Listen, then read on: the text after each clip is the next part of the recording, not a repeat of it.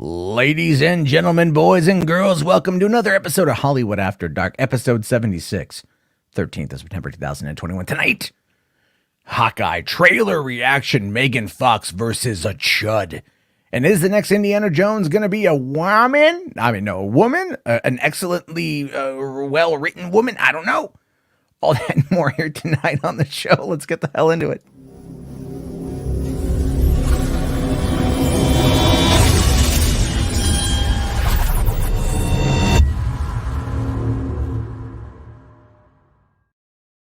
Hey guys, how you doing? Welcome to the program tonight. Hope everyone is having a fantastic evening. It is Monday, right? It feels like a Friday, but it's not a Friday yet. There's so much news to talk about today, so I got to get into it.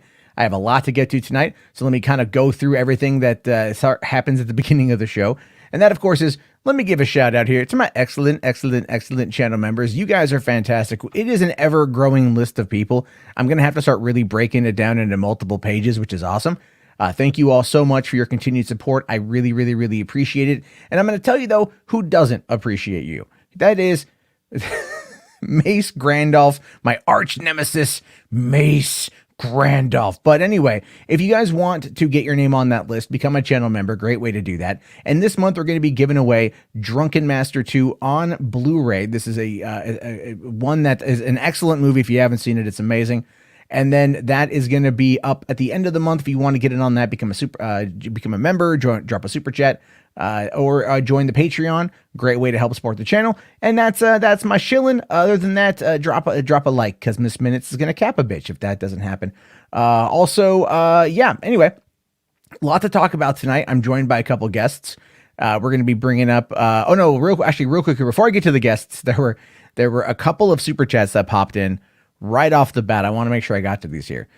Gailey Productions here, $5, man. Thank you. Says, excited for tonight's show. Thanks for having me on a couple nights ago. Really helped me put things into perspective. You're welcome. It was good to chat with you. We chatted for a while after the stream as well. And definitely looking forward to having you back on. Thank you very much for that. And Blue Jay with $10, homie. Thank you. Says, hey, Matt, have you heard that Amazon is working on a new live-action She-Ra series? As someone who loves the Netflix version, this has me curious, although there's backlash against it from Netflix fans. Of course there would be. That is something that I did want to bring up tonight. I think I have it in my list. I may not have put it in the topic list yet because there's a lot going on. I will double check that. If we can get me if you guys can find me a link or something, that would be fantastic and help out quite a bit. So, all right, let me bring in RJ and... Oh my God, Austin! Whoa! I blinked. I'm usually good about names. I blinked on the name because it just shows up here as an alien, and I'm all like, I know your name is Austin. I know it's like, and I'm like, it screwed me up, man. Oh, you're good. It's sometimes it happens. Alien. You can call me. I did a charity stream a while back with Comic Book Marks, and honest to God, I don't have the names turned on, and I forgot which one was coming in. You're like, this is kind of hopeless. And I'm like, oh no. I'm like, no. Like, what's going on? And I totally just like screwed it up, and I felt really bad. And then I was like, yeah, what's your name again? And he's all like, it's Matt. I'm like, fuck, I should know that. Oh. Because that's my name too. It's like that episode from The Office that they're like, Michael, what's this guy's name? He drove you home last week. I don't know, Trevor. Nope, it's Michael. Oh, okay. Yep, didn't know that.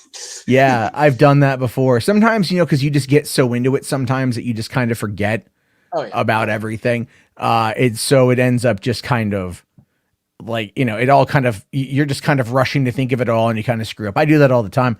Especially on major news days. Like today is a major news day. There's a lot. And there's a lot of stuff to go over. A lot of stuff going on, yeah. So one thing I want to talk about here is I do want to talk about Zack Snyder tonight. I really do. Because Zack Snyder, that's a name Zack Snyder here in a while. I know. Because it's something new, and I really have to ask myself what exactly Zack Snyder was thinking dressing like Neo from the Matrix at the Met Gala tonight. As far as I know, this is a real fucking photo. I saw it floating around Twitter. That's definitely so photoshopped. Good. I mean, that is so good. like for one, I mean, like, I think it's Zack Snyder's head on that dude's body, right? But still, somebody dressed like Neo or a monk of some kind at the Met Gala, and they put Zack Snyder's head on it. I thought, you know who it is? It was Mace God. Randolph who did it.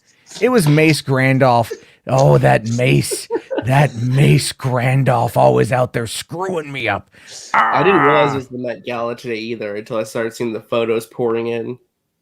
Right. Yeah, it's Hunger Game stuff. I don't even know. I never can tell you what the hell's going on at the Met Gala. It always trends. Little Nas X was dressed up like C-3PO or something. I know, like Grimes, Elon Musk's baby mama, was like, she dressed up like something that was very Dune inspired, and I saw like, I think it was like Kim Kardashian dressed all in black. It was, I think, like the best way to. Bag. Yeah, but it was really just. Cara Delevingne wore something that said "Peg the patriarchy." Yeah, and I was all like, "Peg the patriarchy." Okay. I mean, and then sure. and then I think AOC had to tax the rich. Tax the rich. Like, it's a $30,000 ticket to get into this thing, and she's out there wearing a tax the rich. Like, people are really mad at her for that. I'm not mad at her for that, and the reason why I'm not mad at her for that is because I'm like, for one, she probably got in for free, so it's not that big of a deal. And secondly, like, it's funny that all the people got really upset at her. Like, even Hassan Piker was kind of like, I don't know if it's really good for PR stuff. And I'm like, didn't you just get a lot of shit for buying like a $3 million house in West Hollywood? All while you're out there also saying tax the rich. Right. Yeah. So, you know, it's just kind of how it goes with everything else. But anyway, I just wanted to do the Zack Snyder thing. Ready to jump, man. They're ready to I thought that was pretty funny. Another thing I just wanted to touch upon here in the beginning was there's been a lot of Thanos commentary today. A lot of weird Thanos commentary today, not just from John Campea, by the way. Oh, okay. I thought we were talking about John Campea. Oh, no. We are absolutely talking about John Campea twice. We're going to talk about him twice today. The first time, though, but he joined alongside Josh Brolin. And these are posts that came out today. Josh Brolin on his Instagram posted the Thanos right there. Says, I don't remember having this photograph taken, but then again, there's a lot of things I don't remember. I just love that it's just, 392,388 me gusta. Me gusta. That was great. And then John Campea here saying he snapped and made half. Oh yeah, like half your dollar bills disappear. Oh, but he spelled a half wrong. Mm-hmm. I never realized that. He was typing with one hand. Okay. Oh yeah, most likely. So that of course is our Thanos watch of the day. I just thought that was pretty funny. Again, John had to go on Google and skim through probably a lot of porn. A couple of somebody probably sent that to him, right? Like, most likely somebody probably sent that to him. You know what, Matt? I would say. What's the context behind why that was said? I like to believe that he searched through a lot of Thanos. You know what? I think John is I'm not gonna lie. Like, his wife's a cosplayer, and right. I'm pretty sure like they don't have any kids. And they're into a lot of massively geek shit. Like, he's on, like, he's got a DeviantArt Pro account or something. He's on there like, ooh, yeah, show me Luigi Rule 34. Oh, hey, Ann, look at this. Oh, yeah. Like. Oh, my God. We can put that. Kink is we can put that pipe, right where I like it. Then you can go down me. This is why. Again, you're probably right, but this is why it's more fun to just believe that he searched things. I just think, yeah, I'm like, what else? Like, as he likes to say, like, what exactly is on John Campea's search history? I think would be pretty hysterical to really kind of dive into that for just laughs. A lot of laughs to have scares, tonight. I guess. Yeah. I mean, I always get accused of having a really crazy search history. It's really not that crazy. But I did come across this the other day. I found a really funny image that seems to kind of summarize Doomcock, but what if he was in Marvel's What If show? And it's this one here. I know this is from What If, But I honestly haven't seen the episode yet, so I don't know the This context. is, That's happy. That's happy. that's Happy Hogan from episode 5. Oh, okay. I'm not butthurt. Ryan Johnson ruined Star Wars. Step 1, retcon the sequel. So we found Doomcock's persona if he was in the Marvel What If franchise. And it's perfect because it's John Favreau, the same guy he likes to make up rumors about. Oh yeah, that's even good. Is it voiced by Favreau though? Yes, it is. Yes, it is. Nice. Oh yeah, that's great. I gotta watch it. I've been trying to watch it because I'm okay. So I'm kind of in this weird place right now. Unfortunately, like it is so hard for me to sit down and like find the time. You know. Yeah, It's not that it's getting harder in some cases where it's like I can't like stack as much as I want, and it's just like I thought, okay, I'm gonna sit down, I'm gonna watch Kate. You know, I want to watch Kate, and then I want to talk about like on a Podio commentary or something, and then it's like I can't even find the time to sit down and watch the goddamn movie. You know, and then I went through. I'm like, okay, well, let me build up potentially what could be some information about Kate or whatever. And I'm looking through, and there's like nothing on the production, and there's like no background information, and I'm like barely anything to go off of. Yeah, there's really not a lot to go off. Like the shortest one that I've done so far is the Tomorrow War, and that again very similar. Not a lot to go off of. I was trying to like read interviews with the writers and other people and stuff, and there's not a lot there. And I'm thinking like a lot of these other movie podcasts, they all discuss older films. You know, I was just like Blank Check podcast. I was listening to them. Yeah, because typically the interviewers, like, when there's like older films, there's more time like to actually discuss the making of it. The newer films is like, oh, let's talk about your next project. They're only focusing on the one you just made. It takes a little bit of time when they do like specifically like the Blu-ray release. They like to go back and like ask questions about the actual movie itself. And I might have to wait for things like that. But as we get further into the streaming stuff, and I wanted to do a standalone video on it today, I just didn't have time. I saw like a certain person had put out a video saying like streaming is killing movies. Streaming isn't killing movies. Streaming is actually keeping movies alive.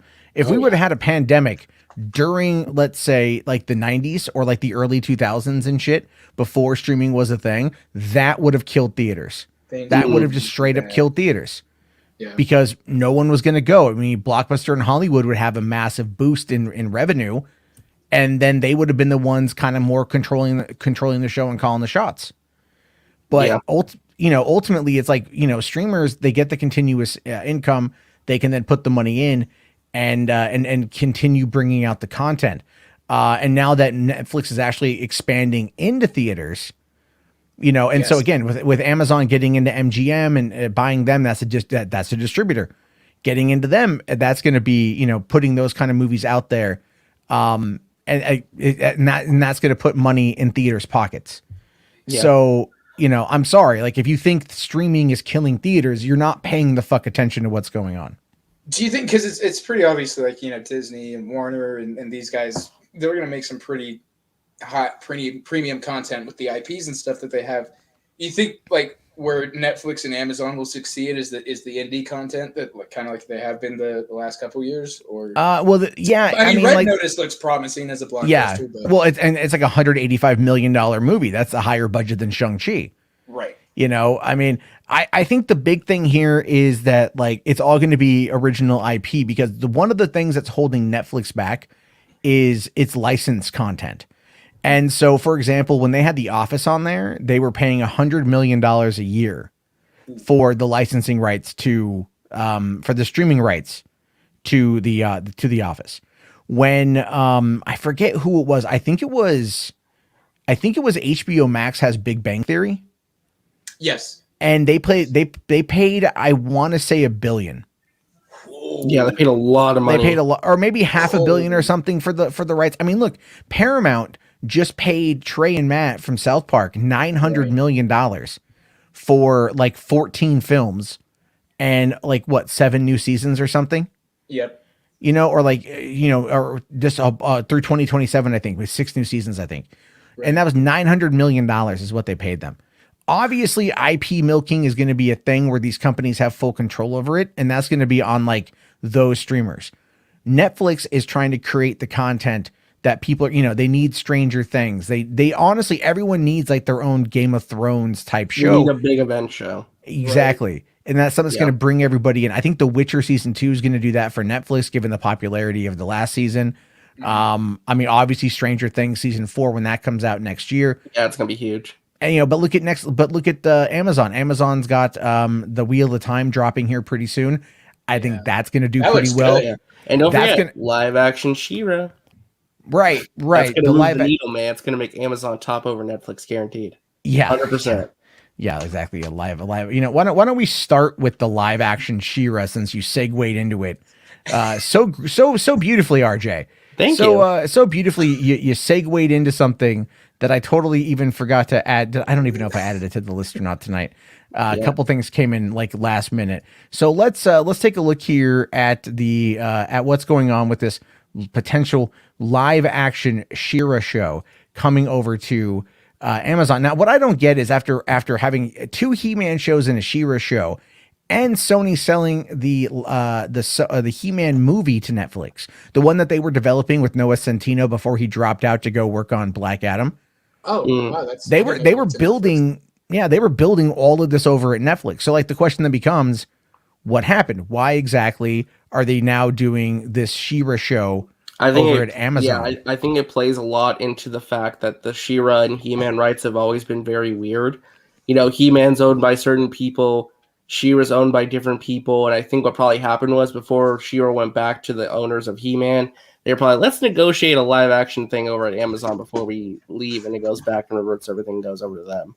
That's probably what happened, I imagine. Probably. Yeah, probably. I think it's like they also did the 5 seasons over on over there on Netflix, right? So it's definitely it's going to be a wild scenario. But here's the thing, guys. As we go through the stories tonight, be sure to call in 323-305-4101. We'll get to those after we get through everything. So that's 323-305-4101. And I want to hear your thoughts on stuff. So the phone lines are open for voicemail, really. But okay, so it's saying here that the project for She-Ra is in the very early stages with no writer currently being attached. DreamWorks Animation will serve as an executive producer after recently producing the Netflix show. And that's kind of weird because it's like clearly they're owned by the same company on that one, but it's like, okay. Distribution is weird. I mean, but it's not going to be connected. It's going to be a standalone story. And I think, look, I mean, how many times have the She-Ra fans been like pushing Netflix to greenlight a movie? Actually, you know what's funny? There's a petition right now for them to change their mind since there's no writer yet and they're still just developing the idea to change their minds and make it connected to the cartoon and be a continuation. Ooh. That's not going to happen. It's not going to happen. I just think it's funny. Yeah. Well, that's just, well, listen, I don't want to say it's not going to happen. Obviously at this point in time, literally given the pandemic, given where we are, anything could happen. But, it says, should the project go to series, this would mark the first live action adaptation of the She-Ra characters. And she first debuted back in 1985 on He-Man and She-Ra Secret of the Sword. And then also part of the Masters of the Universe franchise. And then they own the other show, She-Ra Princesses of Power. I'm shocked there hasn't been a live action version ever yet. That's really surprising. Honestly, like the show itself kind of distanced itself so much from its original, source material. And a lot of people really like that. Other people didn't like that, which I completely get. I think a lot of people are, I just don't think it maybe had the reach it wanted to have, it's possible they want to reach a more mature audience and not have it be like, I'm not going to sit there and say that She-Ra had Cal Arts style artwork to it, but it was really controversial when it was first announced. It was controversial, but it garnered a huge fan base over time. It appealed to a certain type of fan, especially animation fans really wanted to see LGBT representation on screen, especially. Yeah. But the question I wanted to pose is, what do you think is going to be more successful, the Netflix movie for He-Man or this series on Amazon for She-Ra? Well, considering the fact that Noah Centineo dropped out of the movie and there's been no word about anything else happening with it, I'm going to probably go with She-Ra. Really? Okay. Yep. I don't think people want... Well, I'm just going to say, I don't think people want a live-action He-Man movie. Another one. I mean, look, I love Masters of the Universe. That was one of my favorite movies as a kid. But it's built around 80s camp. Well, hold on, though. Here's an idea. What if they scrap the original project and they redo it, but they get Kevin Smith to direct and write? No. Really? No? Wow. Yeah, and here, let me explain. I love Kevin Smith. All right, that man is my personal hero. I have said this multiple times. He does not know how to direct action. I do not feel that the work he has done with like the CW shows, like he's done well in regards to like the interpersonal scenes, but he hasn't done like he doesn't know how to direct action, and he's open about that. What if he was just a writer? If he oversaw it, then maybe like keep in mind that like the right, you know, he executive produced and showrun the show. And so, yeah, his job was to like, you know, oversee the script development, work with the writers, rewrite the scripts if necessary before they went to the actors to record, and then bring it all over the finish line. And I think he did a great job with the show. I loved the show that we got, at least the first 5 episodes. I think if he was coming in as a writer and an executive producer on it, that would be something I'd be more okay with. Because Kevin Smith is really good at understanding where his own limitations are. And he's built his career around playing in those limitations. I mean, like, look, he's dabbled outwards. You know, you got like Red State, you've got Tusk, you've got Yoga Hosers, you know, and those are like traditionally the lowest rated of any of his films outside of, let's say, Cop Out, which was like a studio movie that he did. But he's done those films. They have their audience within his fan base, but they haven't really like ventured outward. Although honest, I will say I liked Red State quite a bit. Yeah, I did like Red State. Red State was okay. Honestly, I know he hates Cop Out, but it wasn't that bad. I mean, it wasn't great. Don't get me wrong. Well, it wasn't great. But I think he hates Cop Out predominantly because of Bruce Willis. Because imagine like, you know, you get it'd be like working for me, like it'd be like working with Harrison Ford, and then you're all excited. You're like, it's Harrison fucking Ford, man! Like hell yeah, I gotta direct Harrison Ford. Oh my god! And it's just like, for one, it wasn't a script, so he didn't write Cop Out, so it wasn't a script, so he doesn't have that connection to it as well. But the other thing too is that like Bruce Willis didn't want to be there. Right. He didn't want to be there. He just wanted to take the paycheck. He wanted the paycheck. I mean, a bad picture of his hero. Yeah, and it just to then he's just like, you know, he just got burnt. He just like says like fuck Bruce Willis. Since then, he said that openly, and you can tell that pains him to say. And it always goes back to that old idea of like, you never really want to meet your heroes because, you know, for one, like no one is ever going to live up to the expectation you have in your mind, you know. And that is just the reality. That is a reality of everything. You're never going to see all that because people are people and people are fallible. They make mistakes and whatnot, or they're just not who you think they are. And so I think that's a lot of it too. But no, I would like to see Kevin Smith tackle. I want him to stay in the animation space because I feel that's where he can be the most expressive. It's like I loved his comic book stuff. Yes, because that was him writing what he knew, which was comic books. Him writing pop culture and animation is, again, that's the area that he knows. Yeah. Let him write it. Let somebody else visualize it and then animate it or direct the action and get the best results out of it. Like if you wanted to have him come on as a directing team, you know, like he wrote something and let's say like the Russo brothers directed the action. Ooh. That would be something cool, you know, like because the Russo brothers, and people might go, but that's like, well, you know, go back and watch Community Season 2. The Russo brothers directed a bunch of the episodes in Community Season 2. And like they're high action episodes. And they were great. Like they were fantastic episodes in Season 2 of that show. So I think that's kind of what I think on that one. No, but what do you got? Are you guys going to watch a She-Ra show? I don't know. It's going to depend. I need to see a trailer, see who they cast. How, like, is this going to be like one of those Netflix adaptations of like children's cartoons, make it all grim, dark, and all disgusting and like horrific? Or are they actually like treat it with like some dignity? You know? I don't know. I just feel it's going to be like fucking Amber Heard.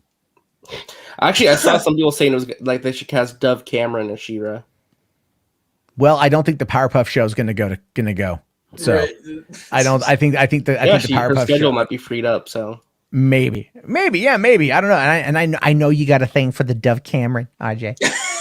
Oh no, not me. Oh yeah, not at all. Salivating.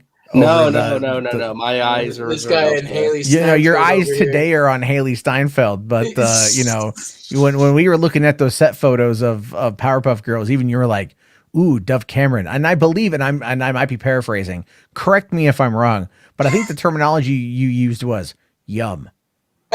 No, I don't remember that whatsoever. I've said snack before, but I've never said yuck.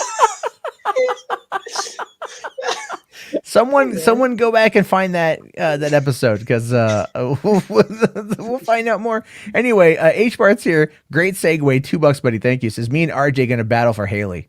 Ooh, You guys gonna fight it out, huh? Good luck with that fight, H Barts. Good luck with that fight. don't want me to swoop in there and just. That's like that means nothing to me. RJ's like, oh, I got the picture queued up. It's all like, that's from Dickens. Dickinson. No, that's from the Hawkeye trailer. Oh, is it? Oh yeah, she's got. Yeah, I don't know. Whatever. I don't care. All right. And then Command Unit here with $2, man. Thank you. Amazon will have 40K TV shows. I know the Eisenhorn thing. We've talked about that a bit. I'm looking forward to them when they start going into the production. We can talk more about it. Drake here says Netflix also has Neil Gaiman's The Sandman coming. Yeah, that's gonna be pretty big. There's Bebop, but these are also licensed adaptations.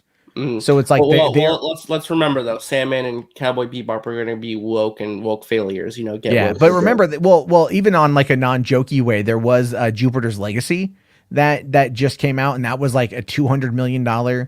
Yeah, that thing crashed and burned. And it crashed and burned pretty bad. Remember, Netflix bought Miller World. They were hedging their bets on Mark Miller a lot. Yeah, well, and that's the thing too, is like, and then even I think that's one of the reasons why you've got Matthew Vaughn going off and doing this Argyle thing, because he's not going to be tied to Mark Miller and doing the Kingsman. Although I am looking forward to the Kingsman and Kingsman 3 to kind of round out that story. So I think that's gonna be pretty good.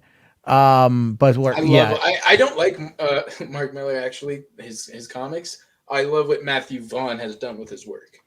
Well, there you go. Sometimes you just need the right person to dive on in and like tackle something, because it's like not everything can be adapted well. Like there are liberties that happen with that. Like, for example, Why the Last Man started up last night on FX. Right. And I don't know how many episodes came out, but a friend of mine who's a big fan of the comic was watching it today, and he was shredding it apart on Twitter. And he's like, this is wrong, that's wrong, this is this is that. And like, for one, I never read the comic. So to me, it just never, like, I want to see the show, but I have no connection to it. Right. But some things are just not able to really be adaptable at all. And it's like, but then also people want to adapt for kind of like, to be more inclusive and diverse. It's like, like the Lord of the Rings show is probably going to have people of a different color, considering the fact that it's like the books didn't really kind of have that. But then again, it's all open for interpretation. If you think that the only people in Middle Earth are like, whiteys, you might be, like, I'm sure the world is a bit different, at least when it came to like, Game of Thrones. They like, if you go further south, you get over here, you get more tan people. Right. Because it's closer to like, obviously like the equator or maybe another hemisphere, and, it is what it is. And then it's just, you have your Europeans, you have your Africans or your Egyptian type stuff over here. And they made it, I think it's like, one of the areas was kind of more Spain, like, right. So it was playing with different cultures, and that's perfectly fine. But a lot of these guys, they just get mad for really like no real reason. And then real quick here, we've got HR's with another 5 bones, buddy. Thank you. Says Matt meets Harrison Ford. Harrison is like, get the fuck out of here. That would probably happen. And that would crush me. I'm not going to lie. That would absolutely crush me. I would be very sad if that went down. Because I remember when I met Ron Perlman for the first time. I wanted to ask him, this is right when Halo 3 came out, or not Halo 3, Fallout 3 came out in 2008. And he does the voice, he does the narration. Yes. So he does that iconic war never changes. War never changes. I was like, oh man, I want to get him to like say it. I just want to hear him say it. And I asked him on the red carpet, and he went, no. And I went like, oh, okay. And then he saw that, and he's all like, well, no, they won't let me. It's a legal thing, And I'm sure he's under like ND. I'm like, I'll turn the camera off. Just say it to me. Right. I just want to hear you say it. I just want to hear you say it. That's all I want. One day, Ron Perlman will meet Matt Jarbo again, and they'll reconcile. I'm hoping. Exactly. I'm hoping. I'm really hoping that there's that one. Well, Donovan here says Cobra Kai does it perfectly in regards to like I think the nostalgia or how they do the adaptation. Yes. Yeah, but that's also something that's like that's a continuation of something. So it's able to pull back. Sequel, yeah, it's like a direct sequel to it. So it's a little bit different. But I haven't seen Cobra Kai, but everyone tells me that it's great. I saw the first episode. Watch it, I've dude. seen the really first good. episode. It was good. It was good. It was really good. I know the new season's coming out, I think in December. Yeah. So Hey, I gotta listen, I gotta watch it. If you do That was a some, good- some vlog reviews on that. No, that was a good. Yeah, vibe no, from I know. Netflix I part. need to I need Picking to up that do show. that. Yeah. Because this week's What If episode's the Killmonger episode. I know. So I'm gonna try to watch them. you gotta catch up. The I'm Killmonger gonna episode's gonna be huge. All right, fine. I know. I know. All right, we got Jess here with $5. Thank you, man. This is a problem with redoing a franchise is that you have to appease the original fans as well as introduce it to new people. Some are products of its time. That is very true. And the downside to it is though, it's the introducing it to new people. That isn't always, like I don't want to sit there and take like a conservative approach to this, but I don't feel that everything. I'm not against like things being updated, but it's when it's like wild out of the park type stuff. You're like, okay, what's your angle here? Because I don't want to like agree with the fandom menace, like oh, it's all woke. But there are certain times when it's like, like the thing with She-Ra, the animated show was like they took it a different direction. They adapted it in a different way. Yeah, and let's be fair, some of it was very much woke, but that's because 100%. of Noelle Stevenson. She very much wanted to make a show to appeal to people like her because she knew that there was an audience of people who wanted to see that kind of representation in storytelling. Yeah, you could not like it, but it did have its fan base, right? Oh no, it totally did, and they're fucking mental on Twitter. They're hardcore. It's the same with the Voltron fandom, though. To be fair. Oh yeah, but like I don't watch like the Owl House or Amphibia, whatever. But like the Owl House people are just like they're nuts. Yeah. Some of them are, but I like those shows a lot. They're actually very good shows. They're great for kids, but they're very much enjoyable by adults as well. It's the kind of animation I like. Yeah. Music Man here says and do reviews.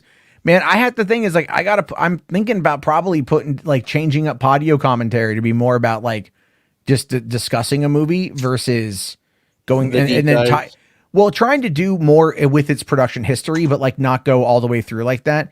Cause otherwise it's hard for me to like sit down and to, I can have my notes and stuff, but like, it's difficult. It's difficult cause I get OCD about it. And like, this is real. I have OCD. So I'm always thinking of ways to change things. I'm always thinking of ways to like fix things. And that is a real big problem, especially when it's something that I care about and I want to be able to do it. But then if I start, if I'm not able to connect with it in a way that's really working for me, I start to beat myself up over it. And I do this for a lot of things. That's why I have a problem with starting and stopping stuff. This I like because I can just sit down and go. And I like it. So this is like the one thing I've got that's consistent. But other than that, it's very difficult. But I do want to, it's just also timing. Having the time to watch new things exactly is hard to do. And I don't want to sit there and just review old movies that I haven't seen in 20 years. Cause it's like, then I'm like leaving things out or whatever. No, I totally get that. Yeah, I feel it.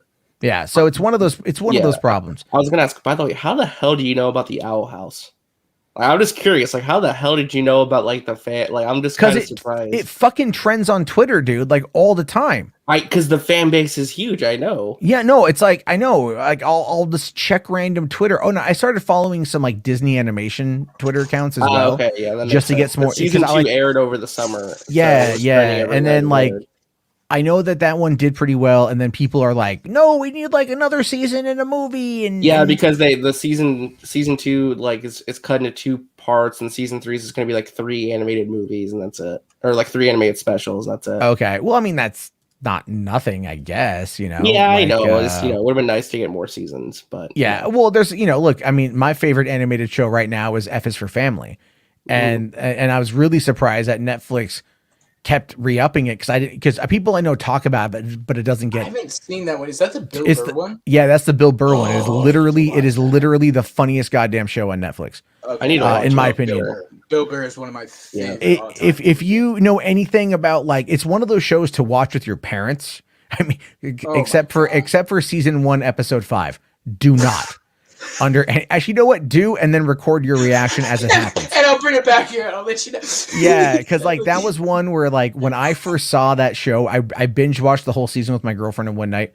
And when it got to episode 5 and this one event happens, I was literally on the ground laughing so fucking hard because I think a lot of kids have accidentally been in that situation, not to the degree that this character was, but like been in that situation where it's like, it's fucking traumatizing.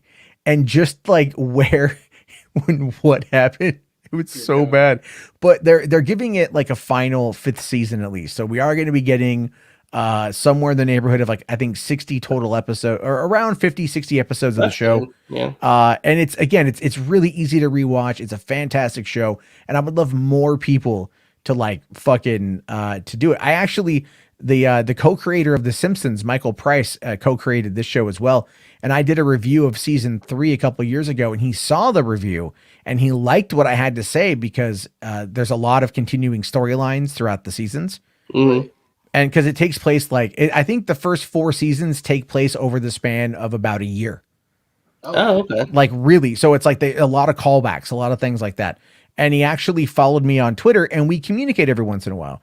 So I get to sit there and like BS with the co-creator of The Simpsons, all because I did a review of F is for Family. And I mean, obviously the goal would be to like have a conversation with Bill Burr about anything, you know, literally about anything. And be like, like, I don't care. So there's a lot there. Geeks here says here, F is for Family is really great stories and characters. Oh no, it is. It absolutely is. I gotta check it out. I'm gonna watch it. Yeah, there's a lot of great animation lately. I mean, you mentioned Amphibia. I think season 3 is coming out soon. That'll probably be the last season of that show. But they also just canceled Final Space. Yeah, Final Space. A lot of great shows are ending. Well, I have a theory for that too. I have a theory for why, because Final Space was TNT, right? Mm-hmm. Or a TBS. It's a Warner owned property, but they should. I think they put it on Cartoon Network or Adult Swim or something like that at some point. Yeah, it was Adult Swim. Yeah. Yeah, but it originally wasn't Adult Swim. What I think happened with that is like, again, it's why I think Disney canceled fucking DuckTales after 3 seasons is because it was on Disney XD when it should have been on, on Disney Plus. Oh, and, like they're trimming the fat from like the cable channels a little bit. I think it's like, but they're these really good shows because like why DuckTales. Don't they pivot? Why don't they pivot then? I don't like, know. It might be in the next seasons will be streaming exclusives. It might be in the contracts. It might be in the contracts. You know what I mean? It might be part of the production deals, and they're not able to really get around that for the exclusivity factor of it. Because look, as Disney Plus has grown, I guarantee you the amount of people watching Disney XD has dropped like amazingly high. You know what I mean? Like I can't think of the word right now, but it's like extremely. A lot of people bailed out because who watches TV anymore? I mean, who watches TV on, on regular network TV? I haven't had, I've been living in this house 4.5 years almost. We don't have cable TV. We just have internet. When I was living in my apartment in LA back in 2010, we didn't have cable TV. We just had internet. More and more people, we're talking millions and millions of people a year have been cutting the cord. Back in 2010, it was like 2 million people a year cut the cord. And you may not think out of a few 100 million Americans, that's not that many people, 2 million people. But then now it's like 10, 11, 12 million people a year are cutting the cord. Why do you think AT&T is putting so much money into HBO Max, which I do want to talk about that. There's a couple things coming out of that today. Mm-hmm. But there's a lot that's going on with cable and streaming right now that I think, you're right. I think they're trimming the fat for a lot of this stuff. But this is a shame because the good shows are being lost being lost in the shuffle. Some of them are getting proper conclusions, but it feels like they're ending prematurely from what the creatives might have wanted initially, which is sad. Well, yeah. Well, the thing is that's always going to happen, and that's always my problem with so much of this stuff is just that these this is why I have trouble getting into TV shows, because there is so many years of like build up, and then just like nothing, and you build this resentment towards new shows, because why in God's fucking name would you want to sit there and invest your time into something that can be snatched away from you at the drop of a hat, and you're never going to get conclusions. You're never going to get the ending of that. Now, look, the thing is people can argue that like streaming is doing blank, but let's not go back and whitewash over the sins of the other people here. whitewash over the sins of network executives on Fox in the early 2000s when everything was on the chopping block from day one. There is a show called Drive or Driven. I think it was Drive. Drive, I remember, was the Ryan Gosling movie from 2011. That's true, but there was a show with Nathan Fillion and Emma Stone. And it was have I not heard of this? This is an actual show. It lasted 3 episodes. Oh, damn. So what happened was the whole show was basically about people going on it's not a scavenger hunt, but it's a race. It's a race to get to the end, and they all have something that they, they need money or whatever. And the idea of it essentially, what they did is they aired the first episode on Sunday night, the second episode on Monday night, which was going to be its main time slot. The next week they did the third episode on Monday. The next day they canceled the show.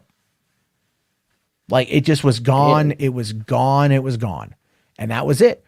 And it's one of those factors where you're just it's why would I watch? Why would I invest the time into any of this stuff when all you're doing is providing me with fear of something I care about being canceled? No, it's a big effing problem. But okay, let's, this is the one here. Abel is going to take us into the next topic here. Saying here, did you guys see Andrew Garfield talk about the leak on Jimmy Fallon?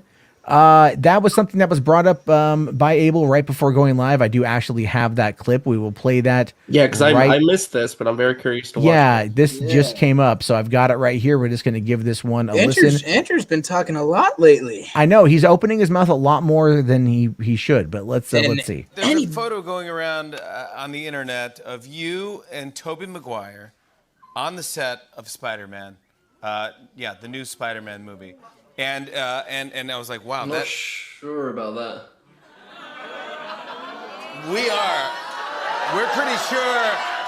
We're pretty sure about it, so we know what's up.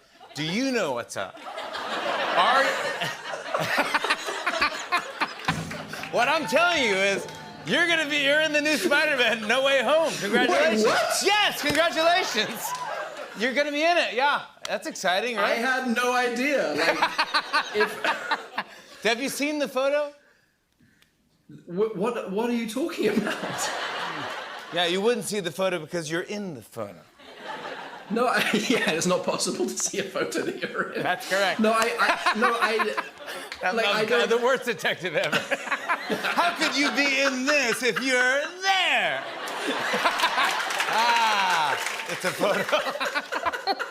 I'm the worst detective. Well, if you show me the photo, I can tell you whether it's me or whether it's a real thing. It's been erased. It's been erased off the internet. Oh, how convenient, Detective Fallon. Yeah, I'm just saying. Yeah, it's been erased, but it was around, and we all saw it. And I heard about it, and I did see it, and it's a Photoshop. We say no. I'm trying to manage expectations. You say no. Oh, you say no. We're saying no. We're saying they should reshoot the film. We should reshoot. They got to reshoot the film. Listen, if they want to give me a call at this late stage of the game, I'm sitting here in my tracksuit. Have you seen the trailer? I know you're a Spider-Man fan because we've talked about when you were Spider-Man, but have you seen the trailer to this new one? I have, and I'm excited, and I think that Tom Holland is just the perfect Peter Parker and Spider-Man, so I'm just super stoked. and I get to just be a fan again, which is my preferred position, to be able to sit in the audience and just kind of go, yeah, you screwed up, mate. You didn't do it as well as you could have done. I get to be that guy that's just exactly. I don't really love the suit, and I don't really love it. I get to be that person, which is much more fun. So, what do you think? That was interesting. He's a terrible liar. Well, cute little interaction there. Because the image they're talking about is that first image, that very blurry one that came out, right? That's the first one. You got a higher definition version of later. Yeah. Then you got this one right here, which is up in 8K on YouTube. By the way, it's this isn't caught in 4K. This shit's in fucking 8K. and I just grabbed a quick screenshot of it. I mean, like, I'm sorry, but that's not photoshopped. That's not, and if it is, Disney. it's not just that. Did you see that there's video footage now? Yeah, there's video and footage people of are his saying mouth that's a moving. deep fake. Yeah. And I saw the best. Somebody tweeted, it was like, if that's a deep fake, Disney better get on hiring that person real Well, quick. it's not just that. It's no. There's actual other footage of like the crew that's there. Right. Yeah, so it's like I found that like around as well. I mean, like this is, my God, guys, like the worst fucking kept secret in like all of Hollywood right now. And I like that. I made it. I posted an image, that image on Twitter, and I'm like, man, this deep fake of Andrew Garfield, like really good. And people are like, it's not a deep fake, Matt. And I'm like, shut the fuck up. Like, I'm trying to, I like, will say this. Does it not get on your guys' nerves that they keep bartering him about it? A little Yeah, bit. it does. It's like, what the hell is he supposed to say? He can't do anything. Yeah, Like, leave the he's man not gonna alone. you really think he's gonna be there and be like, "Yep, that was me." Like, no, he can't do anything with that. He can't say anything. I'm kind of obviously. surprised Fallon asked. Actually, Well, I mean, Fallon, like, you know, I'm sure that was already. It gets attention for the show, though. To be fair, It does. It does. It's kind of like whenever, you know, it's like the whole Martin Scorsese talking about Marvel movies thing, right? And it's all like, it's not cinema. It's like a roller coaster. Matt, you can't say that. The film Twitter's going to be mad at you if you say that he did Film that. I have not angered film Twitter yet. I don't think. I think I've done that with everybody else except film Twitter. I got to work on that somehow. I got to work on like finding out what they hold dear and then just finding a way to slowly crush their dreams. But no, I don't. Look, I know he's saying no. Like I feel like this is like an R. Kelly song, right? Like he's at this point, he's that R. Kelly song.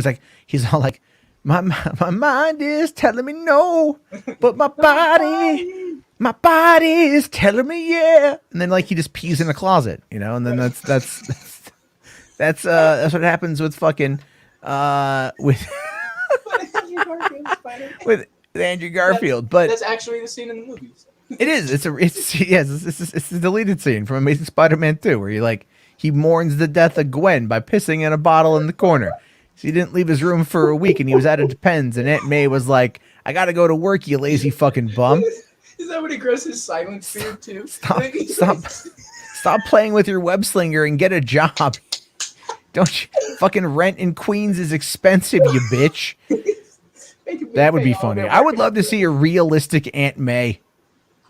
You know, like I feel that's kind of what they're going for with Marissa Tomei. Marissa Tomei is like she's like a male fantasy Aunt May. You know, you're all like, man, I have some feelings about Aunt May. I've never found myself like, why are my pants getting tighter when thinking about Aunt May? Like, that's not a thing. You know, you don't look at Sally Field and just go like, yeah, oh, she got them scrubs on. You don't got that at all. That doesn't happen. Oh, Jesus. Right? Like, you don't look at... What was the name? Rosemary... Rosemary... Who was the name of the actress who played Aunt May? Rosemary Harris. Right, yeah. You don't look at Rosemary Harris and you're just like, man, I wonder if the carpet matched the drapes.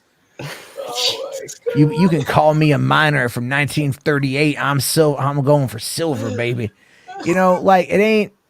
Like, I sell ads on the Glenn Beck show type. It ain't work like that. Like, it's just, you know... although she probably shaves. I'm just gonna say it. You know, I love those her last names. name is Harris. She's got to. It's just she's got to break. She's got to break the mold, man. Like you can't go in. You can't go into like that. You gotta find a way to kind of fight against the system. I mean, at that age, man, lose. Yes. All right. Oh my God, I'm gonna get canceled for talking about old Aunt May's vagina. And whether or not it looks like a web of spiders, or did you guys see that meme of when Doc Ock returns and instead of going hello Peter, he goes hello Aunt May. Oh God!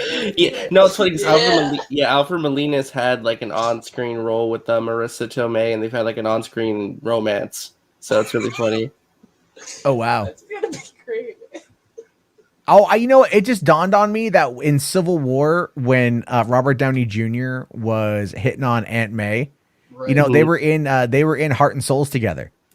That is true. Yes. Yeah. Right, and that's a good movie. That's a good movie. I cry at that movie if I watch it. It's the ending is so sad, because it's feel good. It's a happy cry, but it's a cry nonetheless.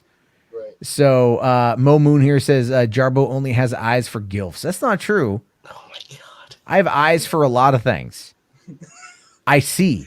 Mo. Don't. All right, I don't look try to around. Put Jarbo into just one kink. Yeah, you can't just put me. Yeah. Don't do that. We've openly talked about how much I like Julia Ann, and she's like 50. You know what I mean? Like, it's just saying she could be like 80. I'd be like, I'm in it. Let's go. You know, that's fine. Anyway, let's move on. Let's talk about Haley Steinfeld, someone on the opposite spectrum of the old age. No, she's legal. Okay, we're not making any jokes about that. All right, but let's talk about Hawkeye, because Hawkeye is one that a lot of people out there are loving. And then HWAD's here. Wanting to ask you, RJ, did you see Haley for the first time in True Grit like he did? Yeah, no, I did. I think that's where everyone first saw her. That's where she first hit the scene. I saw True Grit actually when it first came out, because like my grandfather was really into westerns, and like he's like, "Oh, it's a remake of this movie." It's like, so we all went to go see it. Like, holy shit! And he's like, everyone's like, "This is better than the original." It's one of the rare remakes. It's much better than the original. Well, it's the Coen brothers. Yeah.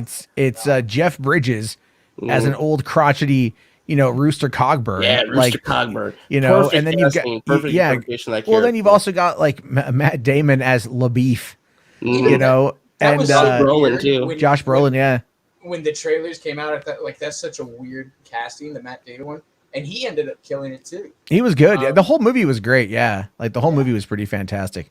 I really liked. I really enjoyed it. I saw it the first time I saw it was actually in a double feature.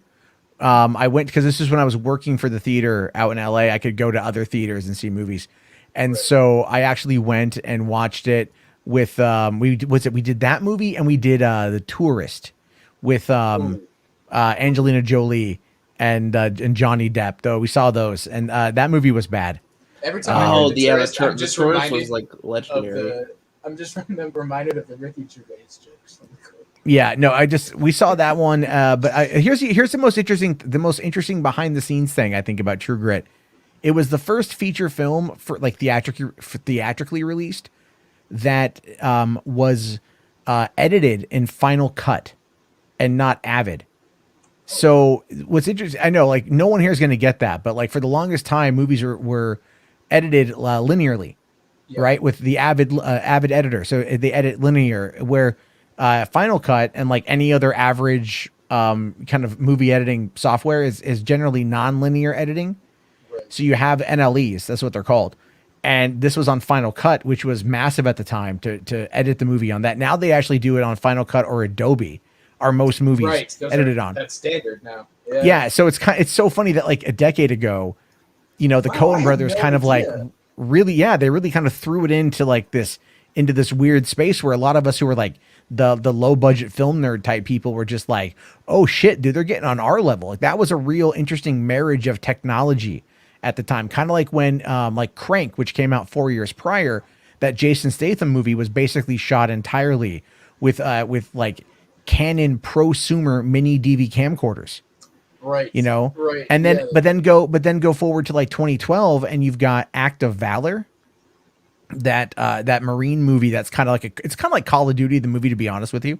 Right, I remember I saw that movie with my dad. Yeah. But that whole movie was shot on Canon 5Ds. So it's like, I mean, again, that's like a prosumer camera, but it was just rocking the ability to use the lenses at the time. So again, very fascinating stuff that they did back then, and like you can kind of see these milestones in the technology, and how it's like either going cheaper and like what they're able to do with stuff that is more able to be purchased by like, by your lower budget people. And that's great, but it's still like, you're never going to, the thing is all those guys, they never have the money to do like what Lucasfilm can do or things like that. So, so anyway, before we dive into, I just want to kind of catch up on these super chats here. Rational Skeptic here says Spider-Man 4 film video game leaked. I did hear about that. I didn't see it though. Did you guys see that one? I did actually. Yeah, this is footage that leaked about 3 days ago, because remember they were really close to shooting Spider-Man 4, right? It's just that things fell apart at the very end. They were already working on the video game tie-ins back then, early 2000s. Video game movie tie-ins were all the rage. So there's some developer footage of like what the game would have looked like. It's like super early and rough. It's not great, but yeah, it's out there. It's interesting. Okay, so kind of like when Pandemic's Battlefront 3 leaked out. Yeah, kind of like that. Yeah. Yeah. So okay, I understand that. All right, I just want to make sure. Okay, and then Gaylord here says, "See the big Paramount news." I did see that, man. I'll talk about that tomorrow. I got a real locked and loaded thing to get to. We still have a lot to get through here. We still have a lot to go through. Yeah. H Bart's here with $2 says Rosemary Harris is the best Aunt May. We've already discussed why, but yes. No, look, her performance is great. Especially her in performance Spider-Man 2. was great, especially as water over the bridge or was it under the bridge or over the dam, whatever they say. I still use that line every once in a while, and I learned that from her. So she was fantastic. I'm just Yeah, Drake, that is correct. Yes, John Malkovich was going to be the Joker, and they were going to have Anne Hathaway as Felicia Hardy in Spider-Man 4 in the canceled movie. Well, you know what? I'm actually I'm okay with that. Yeah, there's some storyboards that have already leaked and been out there for a few years now. They look pretty good. So I would have loved to see Malkovich's Vulture. I think that would have been great. I would have liked to have seen that as well. Keaton is also great, in my opinion. Yeah, they wanted to go more classic Vulture in Spider-Man 4. The Vulture we got was more of a modernization of that character. Less of a greedy corporate old man. Oh yeah. Just so we know, guys, so we got about 74 people watching right now, which is awesome. Thank you. If you guys want to toss down a like, that helped the channel out quite a bit. And then if you want to ask some questions to the panel here, 323-305-4101 is a great way to do that. Get in now so we can get to a couple of them before we kind of hit the marker. So there's that right there. But let's get into the Hawkeye trailer, because this is the one that, like, I watched it this morning on my phone. And I was like, I wanted to wait to watch it later tonight, like on my computer, but I did watch it a few more times on my phone. I love this damn trailer. I think this is everything I've wanted it to be, but let's watch it and then get our thoughts. This is the first Christmas we've had together in years. I love you guys. I'm making up for some lost time. Authorities are wondering if the masked vigilante who terrorized the city's underworld is back. The past has caught up with me. Should we be worried? No, it's nothing. I'll be home for Christmas. I promise. It's the most wonderful time. When I wore this suit, I made a whole lot of enemies. You're a Hawkeye! Who the hell are you? Some people have actually called me the world's greatest archer. Are you one of those people? It's the most wonderful. Hey, babe, I should be back in a day or two. Hang on a second. I love this. Things have gotten more complicated.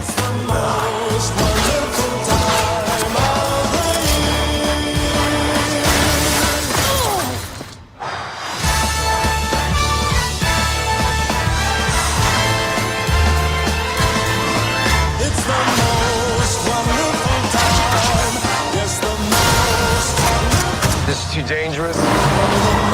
Definitely not this one. You don't have to say definitely like that. Holy shit! There are arrows more dangerous than that one?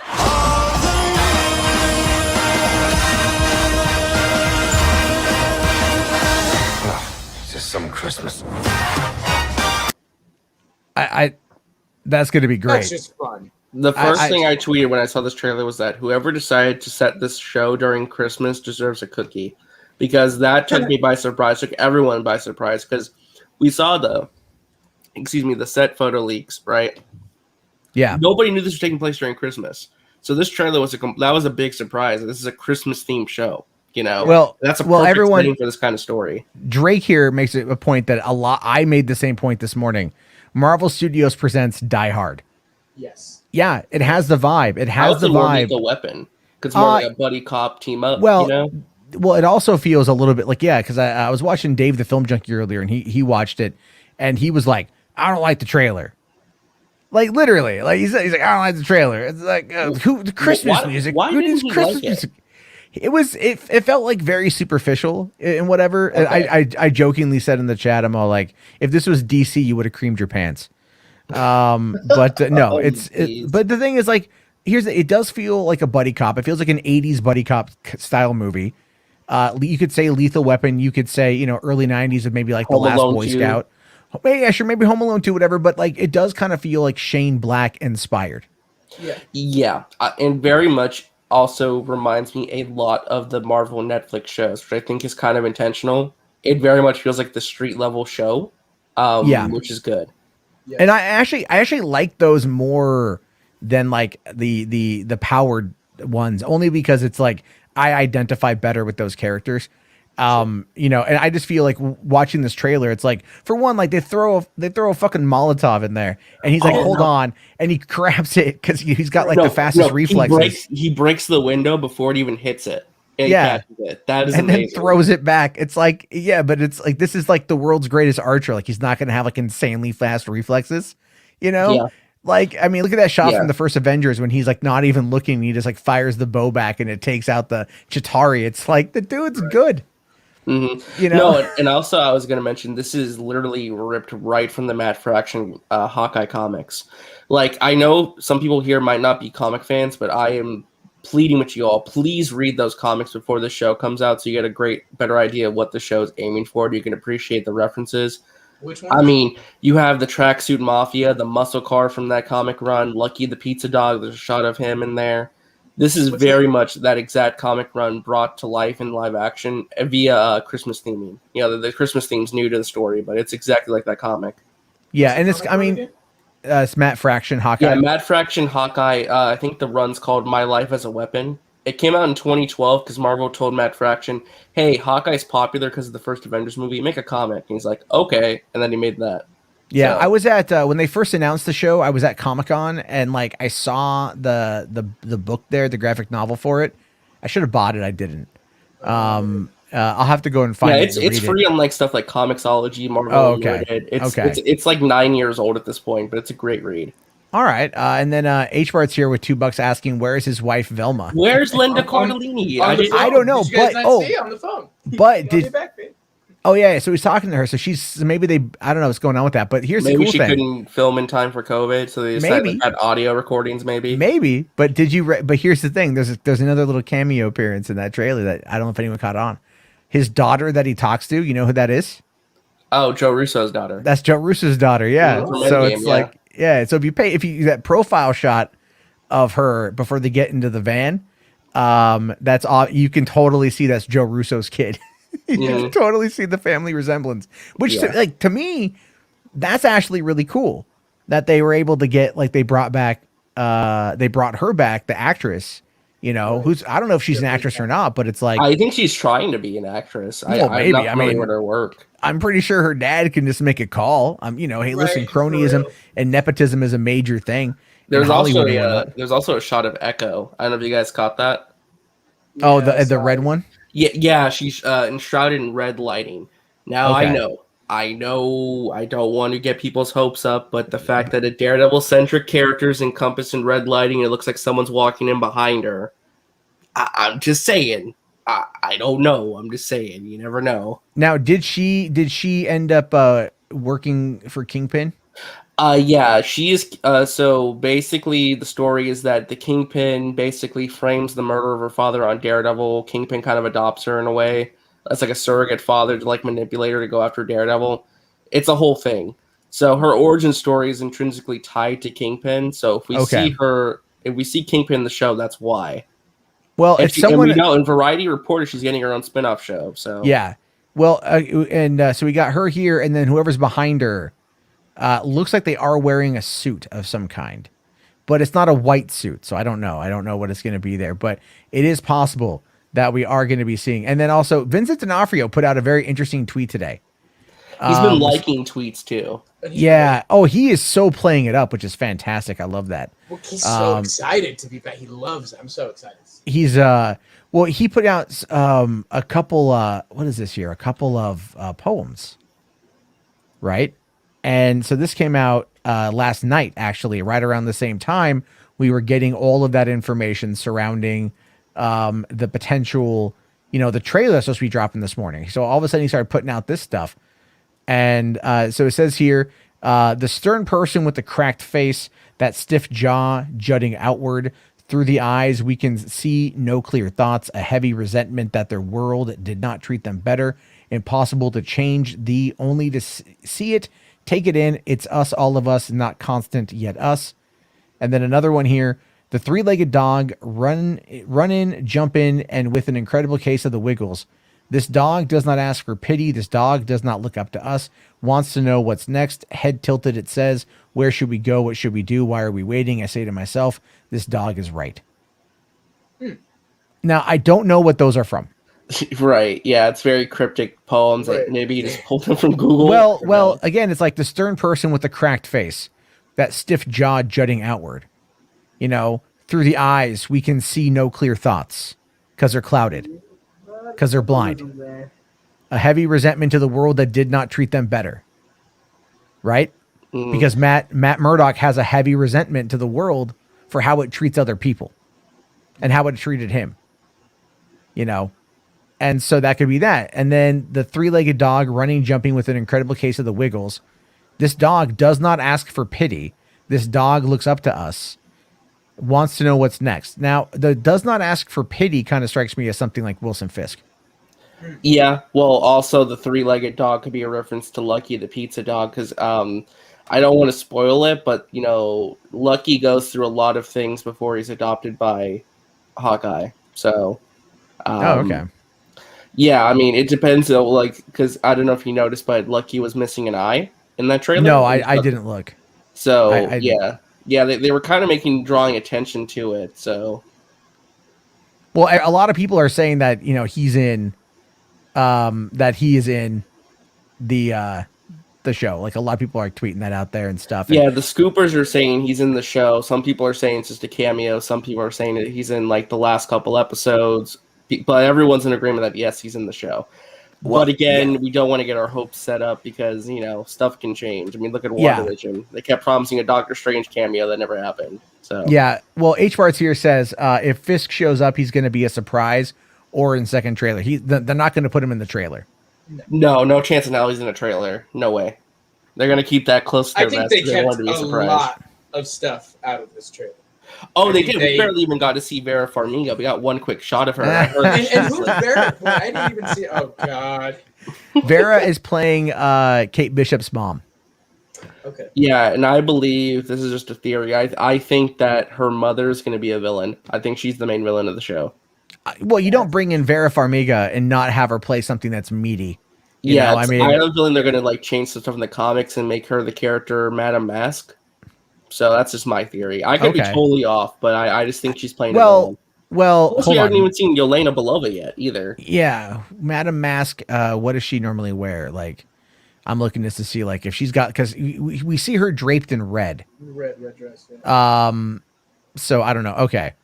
No, she's all right. I don't think so. Maybe not. Who knows?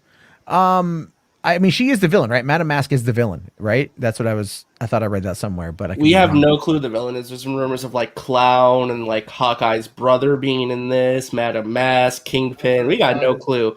From what they're describing this, it's every single episode, things are just going to get worse and worse for Hawkeye because everyone's going to be hunting him down for what he did as Ronin during the blip. Yeah, but who knows he's Ronin, though? That's my question. How'd that get out there? Maybe because of Kate Bishop? Maybe. We'll have to find that one out. She's running. Yeah, she figured it out, maybe. All right, and hold on here. Mo Moon here says, I only read Matt Fraction X-Men books. Those are good, too.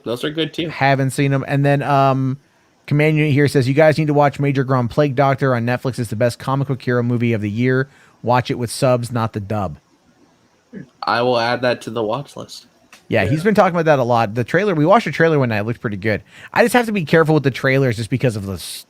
I don't Marvel is really good. Disney's really good about that stuff. Some places are Warner Brothers. Marvel actually realizes the value of promotion like this when you talk about their trailers. Yeah. A novel concept in the internet age. It's so weird. Yeah. So crazy, you guys. Yeah, but maybe this is hyperbolic of me, but even like a couple weeks ago before this trailer came, I'm like, this show has the potential to be the best Disney Plus show of 2021 in terms of You Marvel were content. you were really talking about that. I've been championing this show since it got first announced because again, it is based on that phenomenal comic, and again, I think it has so much potential to like for setting stuff up street level wise with the MCU. Possibly. After seeing this trailer, I mean, what do you think? We're in for something special here, best of the year. Well, for one, it's like I feel like on regards like the street level heroes, Falcon and Winter Soldier kind of let the ball drop a little bit as the show went on. I liked the show, but it was like my least favorite of everything so far. Yeah, it was still good, but it had issues with the villains. Yeah, it issues the villain and the pacing and things like that. And I didn't really care for the direction, to be honest with you. I don't. But it wasn't bad. It was fun. This looks a lot tighter. This looks a lot faster paced. It looks like a lot more fun. They're playing into that. You can definitely tell that Burt and Birdie directed this because they have a very fast paced style of directing. Yeah. And so I'm looking forward to seeing how it plays out. And again, it feels very Shane Black, which is always gonna make my nips hard. Always. Right. That's never. I mean, no. Shane Black is amazing. So I love Iron Man 3. I was one. Yeah, it gets Iron Man 3 is underrated, dude. It is very underrated. Yeah. It's actually, I consider it a Christmas movie. I watch it at Christmas. It absolutely is. Now we have a Christmas show. HWAD's here with $2 asking, how do they explain Fisk going to jail? Simple. Maybe either he was blipped away for 5 years and comes back, or he survived the blip and then he just kept going. You know, he broke out of jail because the blip happened and the society went into chaos. Right, or I'm sure. Yeah, I don't know. Remember, the rumor is too that it's a soft reboot, so they can erase stuff from continuity to fit what they want to do with their plans for the character. So yeah. By the way, we forgot to mention the most important part of that trailer: Rogers the musical. Oh right, yeah. I that was great. That was great. That was hilarious. That they did Hamilton, but they did it as Rogers. Yeah, they said like a modern American musical for an American hero.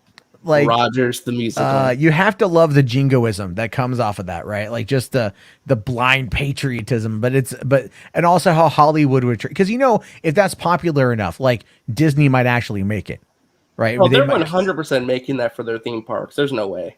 Yeah, come see Rogers the musical. It's live at Avengers Campus. Yeah, like hi, I'm Steve Rogers. I died a virgin. But I'm back with Peggy and my thing is wet. That's right, I fucked her. Oh yeah, oh yeah, oh yeah, oh yeah. I fucked her in the butt. Oh yeah, oh yeah.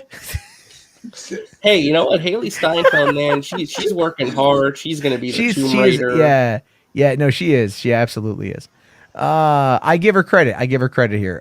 Yeah, Haley Atwell. Yeah, she's in the Tomb Raider animated series too for Netflix. Should play her in live action. Yeah. I'm just saying. I would pay money to watch that in the theater. I would as well. I like Haley Atwell quite a bit. That story, the game story. I'm actually really happy. Yeah, it's gonna be a sequel to the video games, dude. I'm looking forward to that. I have a best friend who like loves those Square Enix Tomb Raider games, and she's like over the moon about this. They're really good. It's one of the few games Square Enix is really good. Hey Austin, you're coming in kind of low. Can you get a little closer to your microphone? Oh yeah, my bad. Sorry, it's just like it sound like you sound a lot better. It sounds like you're like a few feet back. Yeah, talk. My bad. Talk. But no, I thought that trilogy Square Enix did for Tomb Raider was really, really good. I love the story. And honestly, my only problem though was a game like that. It became way too fucking fetch questy. Yeah, yeah. Like in the second one, when you go open world. Well, here's the thing though, is like because the world was contained enough in those little segments, right? Yeah. But it's like with the second one, what was it? Rise of the Tomb Raider.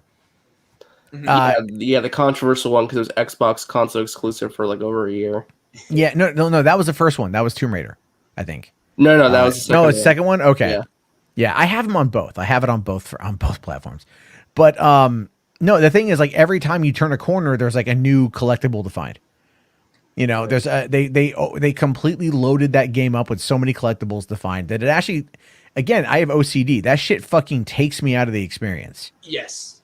Because I'm like, it's like literally dangling something at me, like away. in a way.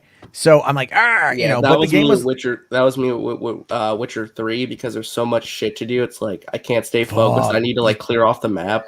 Yeah, I'm the same way. That's like, oh, go to the stuff. Can you go in there and get me the frying pan? Can you break in and get me the frying pan? And then on the way to the frying pan, it's like 8 different collectibles, 8 different other side quests on your way there. I know. It's like, oh I my know. God, I know. too much. I know. I'm just saying. Anyway, Andrew here with $2 talking about Kingpin said he could have easily arranged to buy a pardon. Yeah, probably. Or just find a way to get out of there. Like that was one of my favorite lawyer. Yeah, yeah. You got my Carrie favorite Ann Moss to lawyer for him. What was great though was in season 2 of Daredevil when like he helps the Punisher escape and doesn't leave himself. Oh my God, I fucking love that scene so much. That whole season was fantastic. Let's see. Hold on. All right. H. Bars here says RJ Haley looks different at the Met Gala. Yeah, I saw that. That was interesting. So it didn't look. I mean, her eyes give it away, but like other than that, you just don't quite know. It's the dyed eyebrows, especially. Yeah, I sent the picture to RJ. I was like, hey, check this out. And we didn't hear from him for like 20 minutes. It was kind of peculiar. Listen, I was busy. Not with that kind of thing. I was busy, you guys. I was busy looking at Haley. Anyway, let's move on. We have to, because I am kind of running a bit out of time here.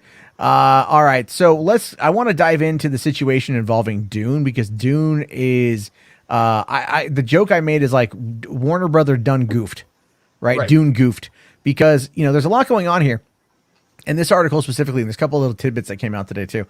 They're talking about now as more people have seen it, film critics are saying Dune should be seen on the big screen. Right. And I agree, right? But my complaint with it is all about like why the movie is like, for one, the sequel, because they're setting this up. It ends on a cliffhanger. The reviews have been saying that it just kind of ends. It just kind of ends abruptly. Part 1 ends abruptly. And like basically most of part 1 is predicated on the fact that they need to make a sequel. Well, yeah, and the thing is though, it's like Warner's has said here that they've reportedly assured Denis, can't pronounce it. Denis Villeneuve. I said Villeneuve once and I got chewed out for it. I thought it's Villeneuve. Villeneuve, right? Villeneuve. Denis Villeneuve. Can you just like change his fucking Denny V? I'm calling him Denny V. Fuck Denny that V. shit. Denny V, right? Just Denny V. So it says here that is the diminished box office. Okay, so Warner Brothers reportedly said that the diminished box office returns won't prohibit him from having a chance to make the Dune sequel, as long as the film is also embraced by HBO Max subscribers. Now, that to me is really, really fascinating. They want to see those HBO Max numbers, and they want to see that sub growth. Yes, they really do. But I don't think Dune is going to be the big one to push sub growth, but I do think people are going to get a kick out of it, simply because I think people are going to really enjoy it. Now, a couple of things here with this article I thought was interesting is that it was more or less kind of talking about how like they opted out. They were given the option. Did you notice that they were given the option to push the movie to next year? Yes, yeah, right? I saw that. That was surprising to me. And they opted out of that because they were like, I think, it could have come out, gotten a traditional release, but the film had been pushed back so long anyway. And you got these actors already on this contract, and there's no guarantee of a sequel, right? There's no guarantee of doing part 2. And I've said this from the beginning. That it was absolutely the stupidest thing ever to not shoot this thing back to back. But one of the reasons why that they're also pushing the movie out this year is for the same reason why the Justice League was released in the fall of 2017, is because they get their back end payouts, right? Like the article talks a bit about that they're going to get their back end payouts. Right. So they wanted to make sure they get out before the end of the year. Yeah, just a lot of economic and political reasons why they didn't push it back. There's that, and the financiers also want their fucking money. Like Legendary wants to get their money on it, especially because aren't they looking to be bought out by someone else? Yeah. If the Wanda Group is looking to sell them for like a couple billion or something, we're gonna have to wait and see. Ultimately, I wouldn't be surprised if there is a bid made there. But what really kind of gets me, and you can kind of tell that this was going to be a project that they knew wasn't going to be the most financially beneficial from the start, is that in another interview here, Denis V here says that he wanted to film Dune, the 2 Dune films at the same time, but the plan got axed. Right. So why exactly did the plan get axed? Well, basically, he just says like he had plans for it. It didn't really go that way. They wanted to see how the movie would do before giving a sequel. I'm guessing it's money. It would have been way too goddamn expensive. No, it absolutely is money. It all boils down to money. Everything with Hollywood boils down to money. But it's just it's kind of ridiculous, right? Because he says here, I wanted at the beginning to do the 2 parts simultaneously. For several reasons, it didn't happen, and I agreed to the challenge of making part 1 and then wait to see if the movie rings enough enthusiasm. As I was doing the first part, I really put all my passion into it in case it would be only 1, but I'm optimistic. The thing is, though, look, this is Warner Brothers we're talking about here. I don't have any faith in them continuing this, which is, I'm not going to lie. I'm going to go see Dune. Yeah. But I'm kind of like, I want to see it on IMAX. I want to see it like in the biggest possible format because I think it's going to be amazing. But I'm also looking at it now through the perspective of going like, do I want to invest the time? Like, do I want to invest the time into it? Because it's like, do I want to get hyped? Because there's really almost no point of getting hyped anymore. I know. My thing is though, Denny's is a great director. I mean, Blade Runner 2049 is one of my favorite films. Like the last 5 years, I love that movie. I know this is going to be something special that I want to be invested in. But again, I understand why the fear looming over this film is like, oh my god, I'm going to get invested in this. I'm not going to continue it, and then I'm going to feel like I wasted my time. But I don't know. I feel like they'd be stupid not to. But again, like you said, it's Warner Brothers, so I don't know. I don't know. I'm hoping that they make a sequel. I really do.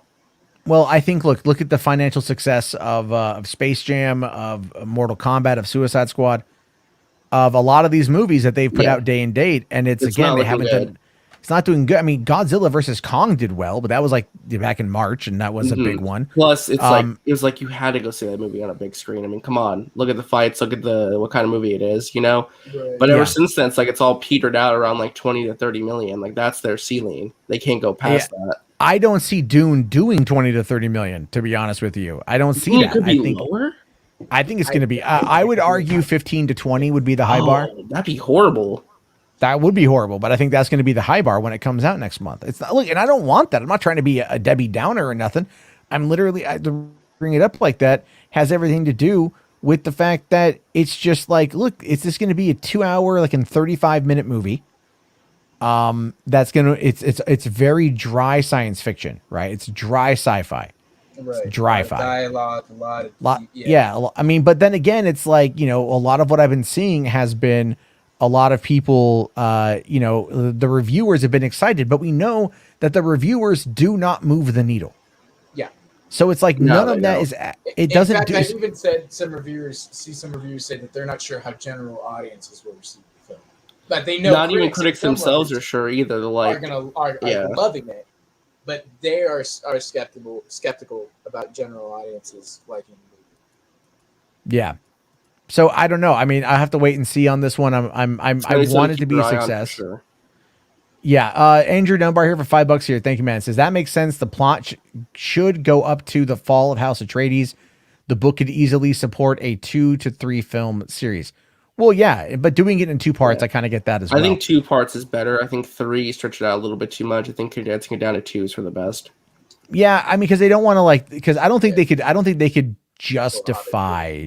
Yeah, a trilogy. You don't want to make this like a Hobbit. You know, Hobbit should have been 2 movies, not 3. Right. Listen, that's I'm gonna disagree on that one. I like the Hobbit trilogy, so you know, like listen, I like the Hobbit trilogy too. But if they would have done the original play of just 2 movies, I think it would have been better. But Desolation was so good. Yeah, I mean, like Desolation and for fun, mindless action, Battle of the 5 Armies is fun.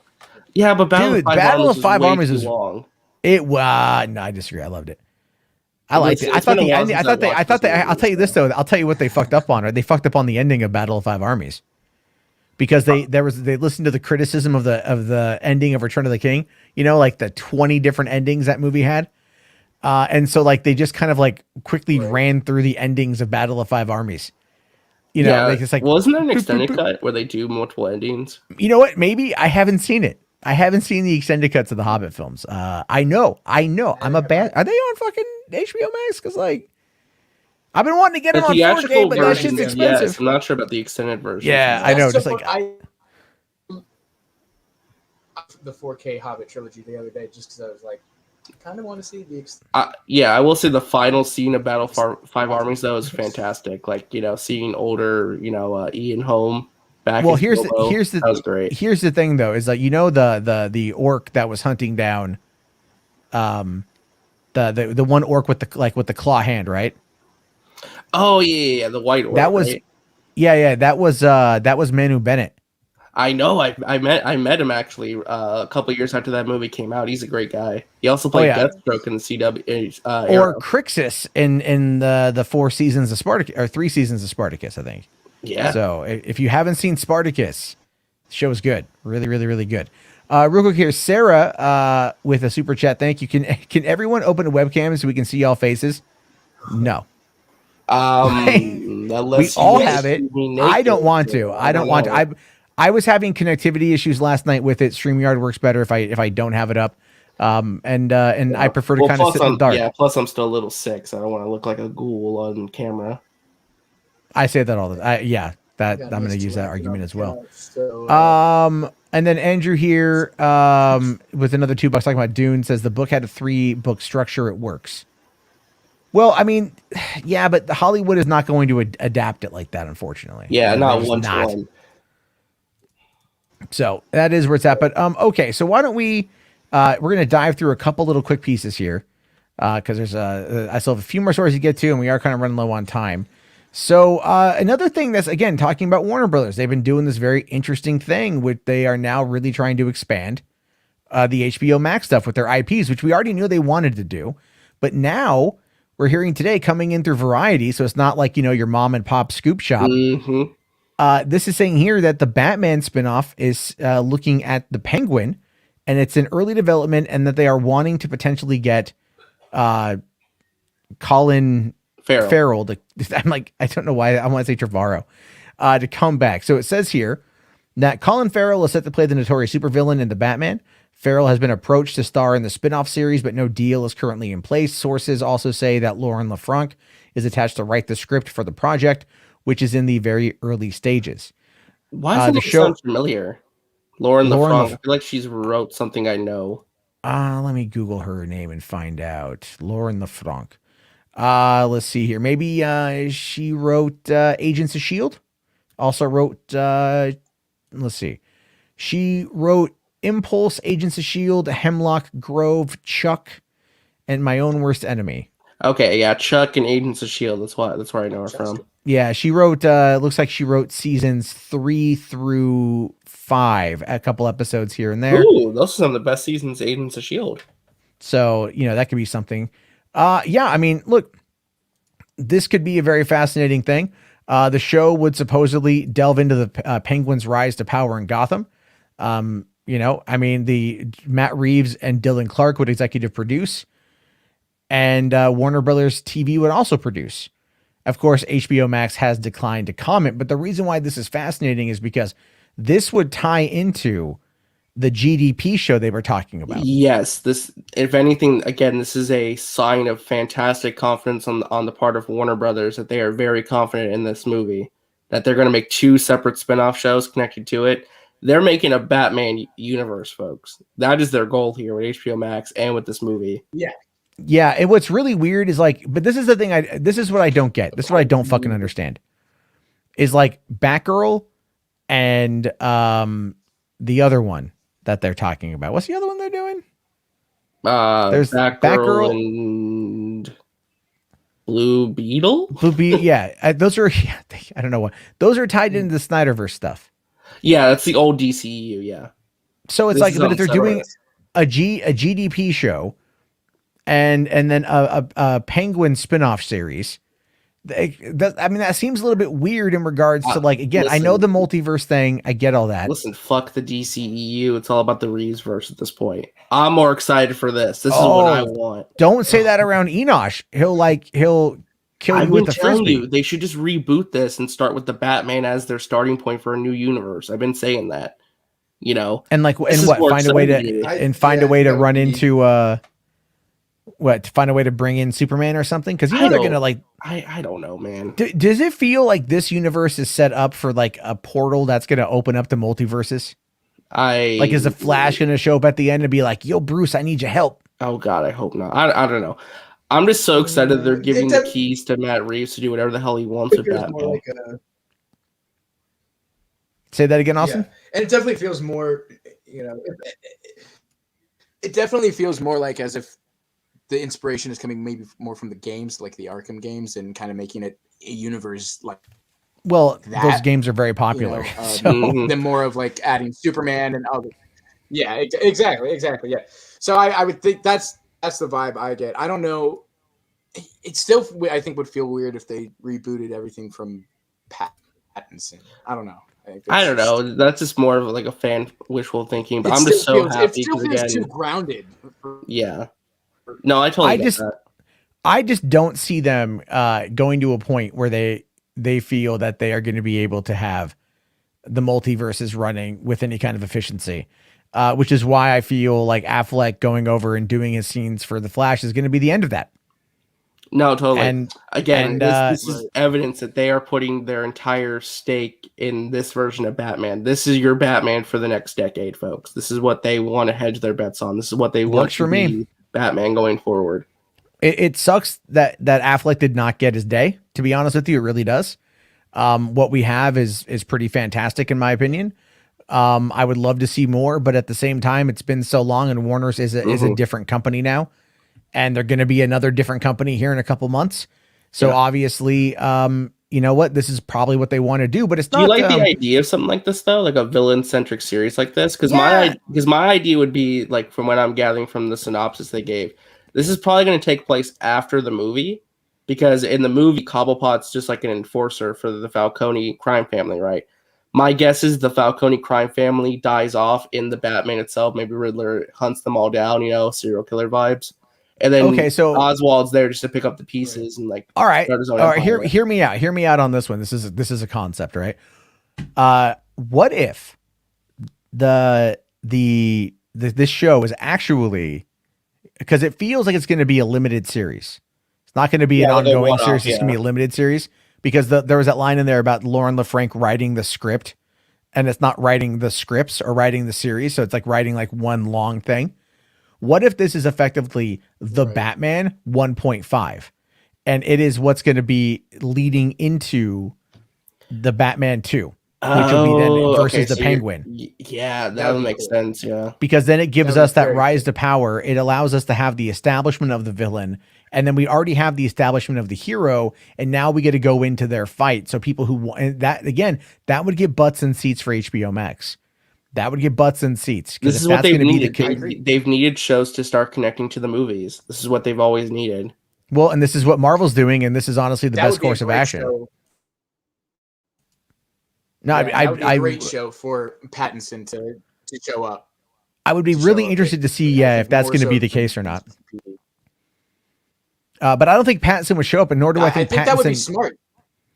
Well, I don't think Pattinson. I mean, Pattinson can definitely like show up in it, but I think it would be like showing up at the end. Probably not as Batman, but maybe more as Bruce Wayne, you know, and like establishing something, because it's kind of like imagine if we got like between Batman Begins and The Dark Knight, we got a Joker centric show or a movie or something that explained like where he came from, and that gave us like a lot of that rise up out of nowhere. Would that make The Dark Knight more intriguing? Because there was a lot of what we didn't know, because he kept changing his story, and that was kind of intrinsic to the character. So I don't know how well it would work. It depends on how you write it. I think in the case of The Dark Knight, I think less is more. But something like this, where you're trying to build a Batman universe, I think more is greater, because you have the emotional attachment. I'm just waiting, because I think this is not going to be the last spin-off show we hear. I think we're also going to get a Catwoman show with Zoe Kravitz. Well, I saw someone mentioning that today, because I didn't know that this news broke, because I took a nap this afternoon when it did. And then I saw someone else say, I think on Instagram, that like they're working on a Catwoman show as well. And I'm like, I haven't heard about that, but that could be a Catwoman thing we know about. It's like this animated movie coming to HBO Max like sometime this year. Oh, okay. Yeah, I don't know. I mean, they're doing a lot where they're doing like that weird like Cal Art style of fucking Aquaman, whatever the hell that is. But it's produced by James Wan. So bad. It's actually a canonical continuation of the first movie. which I don't Why? understand because it doesn't feel I'm dead serious. anything like it. Like, not even close. Like, it literally That is tells the so story, weird. like, right when Aquaman becomes king. It's his first adventures of being the king of Atlantis. It's him growing into becoming, you know, King Arthur, basically. That is. Not interested. So, Yeah, listen, you gotta watch this to prepare for Aquaman 2, Aquaman and the Lost Kingdom, folks. You gotta watch it. No, I'm fine. That's gonna be their marketing ploy. But that's the thing is even if they can't even make a show that would connect it enough to the second movie, I think, like Marvel, whereas you have to see these Marvel shows to continue. Like, you're gonna have to see Loki at some point to watch Doctor Strange 2. Yeah, Feige was a liar, by the way. It's like, oh, you don't need to watch these shows. I mean, they're good to watch, but you don't need to watch them in the movies. Bullshit. Bullshit, Feige. That was not true. And yeah, well, the thing is though, but he knows that that's not true, and he's just gonna deal with it. You know, it isn't me what it is. But anyway, so I got sent this real quick because we're on the subject of DC. This is a tweet today from We Build Mechs, who's kind of like talked about Zack Snyder stuff. I don't know how reliable he is. Saying here, Hamada is worried about the merger and is trying to get a second Justice League greenlit to save his job before it happens. But Zaslav is not allowing any decisions to be made until post-merger. My bet's on Zaslav bringing Zack back into the fold. I don't know that, but I see the irony unfolding. I don't see that happening. I'm sorry, man. I just don't see that happening. I do think they're going to announce a new Justice League movie, but not for the reasons. No, they're not touching Justice League for years. Not for you. They have buried last movie. That's such a they have buried. No, it's not a valuable IP. They've legitimately tanked the IP. Yeah. It's Justice League in regards to Warner Brothers and the DC film franchise is a dead IP for the next 5 to 10 years. Guaranteed. Dude, they buried the Zack Snyder's Justice League despite its success. They buried the link to buy the fucking movie on its website. They're not promoting it at all. They've unlisted the trailer for the home video release. Then who cares? Then don't worry about the Snyder Cut. They don't worry about the Snyder Cut. They've legitimately proven they don't care about the Snyder Cut. They don't fucking care about the Snyder Cut. Why care? Just reboot it. Because they have to also build back up to it. So they're going to be giving us like another. They're probably going to go with the multiversal fucking Justice League. There's been that report going around that the J.J. Abrams Superman is going to be there, or maybe Val Zod, maybe Michael B. Jordan, whatever he's doing, maybe he's going to end up being in it. I don't know, but they're not. This canonical side of this is done. Like, it's done. I don't even think Wonder Woman 3 is going to happen at this point. I really honestly don't. I'd be shocked if they didn't at least finish the trilogy, but who knows at this point? It's Warner Brothers. I don't think it's going to happen. Geeks here says Justice Society movie, maybe because of Black Adam. That's what I'm saying. Like, change the name. You don't have to be Justice League or just say Justice Society of America. But Justice League and Justice Society are like two. They are. I know they're two different things, but when is Warner Brothers cared about comic book continuity? Well, I mean, they gotta do. I don't know. They gotta do fucking something. I mean, somebody just mentioned with the Suicide Squad that there was talks of Justice League 2, but nothing's happening for a while.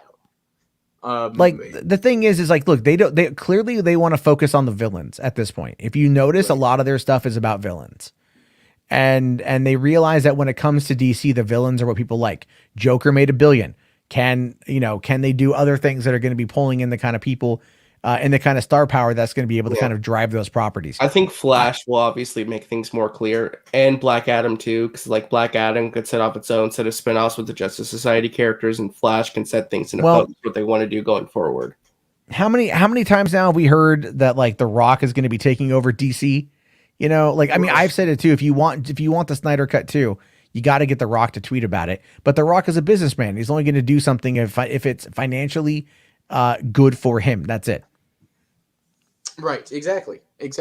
And, the thing is, too, I think, I don't know if it would necessarily benefit, The Rock to redo or to set up Zack Snyder's Justice League, because he wants to take on Henry Cavill's Superman. Yeah, but in the multiverse, anything can happen. In the multiverse, it's all going to be whatever, man. Fucking look, here's the thing. Marvel comes out constantly. Marvel's like, hey, here's this thing. Cock slaps Warner Brothers. Here's this other thing. Cock slaps Warner Brothers. You look at the Nielsen ratings for their shows; they're through the roof. They're the number one shows in the world. Well, even today, right? We get this amazing Hawkeye trailer that John Campea and others say is crap. But oh yeah, I forgot to bring that up too. Check this out. You sent this to me here. Saying here like, so am I like the only one that thought that the Hawkeye trailer was absolutely terrible? I mean, like, this trailer is like the manifestation of all the misplaced complaints the DC fans have traditionally hurled at Marvel films brought to life in 2 terrible minutes. what does that mean? What is He's going to talk about it more to show tomorrow. I'm going to be fascinated. And I guarantee you people are going to be pissed at him for his take. I guarantee it. Well, let him be. You know what? The thing is, like, Campea at this point just says things, I think. Protoss here says Campea said it was crap. We watched it. Yeah, he said it was a terrible trailer. You guys want to watch it again? It was an awesome trailer. I don't like. I guarantee you, $10 says he complains about the Christmas music. Yeah, why do people complain about the Christmas music? I don't get that. Like, I've openly advocated, I believe on this show, for canceling holidays. I've openly I have often. What, are you a Jehovah's Witness, man? No, man. I don't like. Look, all I'm saying is this: if you care about mental health, if you are AFSP proud, right, you should advocate for the ending of the holidays. Simply because more people commit suicide during the holidays than any other time of year. And if you eliminate that stress and that pressure that gets put on people to spend time with their families or to go and do other things that they just have trouble with, then that may not happen. So save lives, end Christmas. That's a good point. An interesting point. Actually, it is a very astute and logically sound argument. I don't agree with that, but it's a compelling argument. So I'm not saying like don't give gifts or whatever, but like find a way to minimize. Okay, here's the thing, right? I saw a thing today that said, putting up Christmas decorations early actually makes you happy. Fuck that shit. This is September. It's not even mid-September. I want pumpkins. I want ghosts. Yeah. I want ghouls. I want that shit until December 31st. Fuck your holiday fucking festival shit. Fuck all that fucking stupid turkey shit. I don't want none of that shit. Decorations at least, Jarbo? Yeah, you know what? Kwanzaa's at least fucking colorful and it's got a whole bunch of cool things to look at. All right. But like, what is Christmas, dude? Christmas is like, hey, yo, it's jolly fucking fat Saint Nick. Cool beans. Okay, you got some reindeer. Holidays because I get time off of work and school.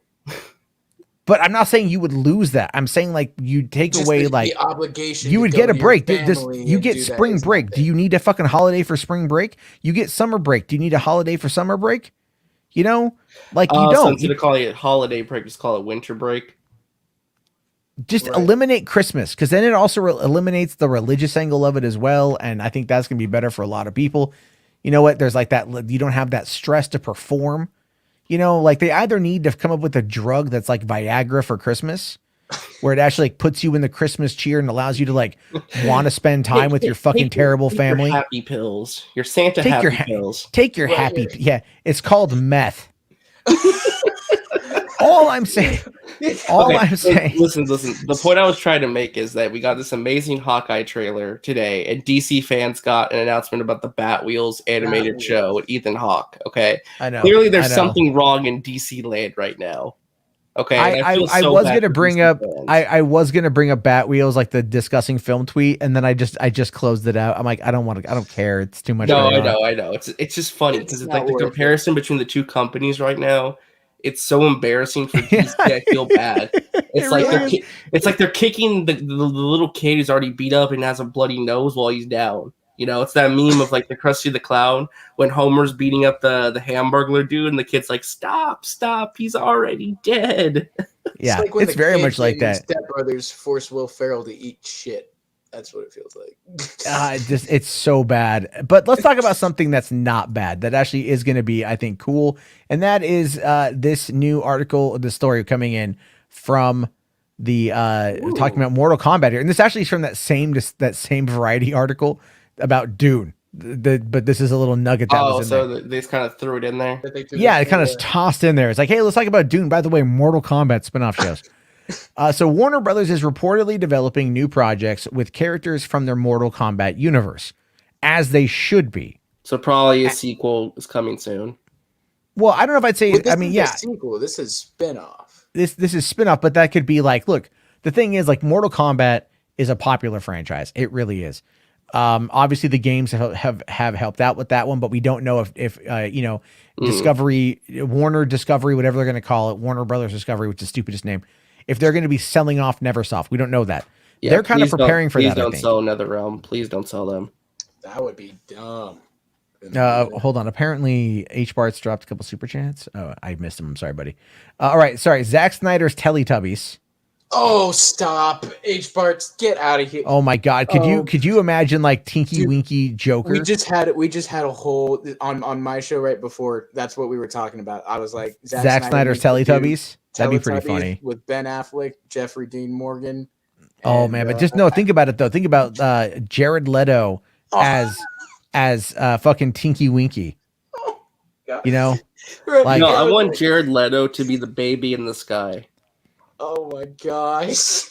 The same with the Joker smile. It's that Joker. What Ezra Miller as Tinky Winky? Then I mean, I know that's a bit of typecasting, but at the same time, we have seen him wear a dress, so it is that. I don't know. And then also here, HBart says, if it flops but Pattinson is good, they better not screw him. The Batman is not going to flop, buddy. Well, it depends what your definition of flop is, because some people are saying if it doesn't make $1 billion, it's a flop to them, which we don't know their expectations internally for this movie. But can we just like admit finally that like people don't know the fucking box office? Like it's like we have made it this weird like sport that no one fucking knows. Like really, Grace Randolph Randolph doesn't even know. Like, you know what I mean? I'm telling you guys, like, box office video. Mace Randolph here. She looks at the numbers and she comes up with very odd takes. Like, like, oh, they're gonna fire Simu Liu. He's not gonna be in Avengers movies going forward. Yeah, because it's not gonna go to China. Like, whatever, dude. Whatever. But anyway, back on the Mortal Kombat thing. Because that is, that's great. So the Mortal Kombat thing, I could see them doing. I haven't seen the Mortal Kombat movie, so I don't know who's alive or I don't know who's dead. Mm-hmm. But it could be, they could find a way to like spin it off of certain characters. They could tell side stories or series or like spin off movies, like a series of like films about each character to set them up for the sequel. Like, let's say you want to get ready for Mortal Kombat 2, watch the Katana show or watch the Jax Melina. Yeah, the Melina show or something. Yeah. Or the Johnny Cage how Macabre Brooks. Well, they didn't have Johnny Cage in the movie. I heard that a lot of people are really mad about that. Well, that's what I'm saying. You could have Johnny Cage in the sequel. Yeah. I mean, this would be a great opportunity for them to rectify a lot of issues that movie had. A big one being Scorpion.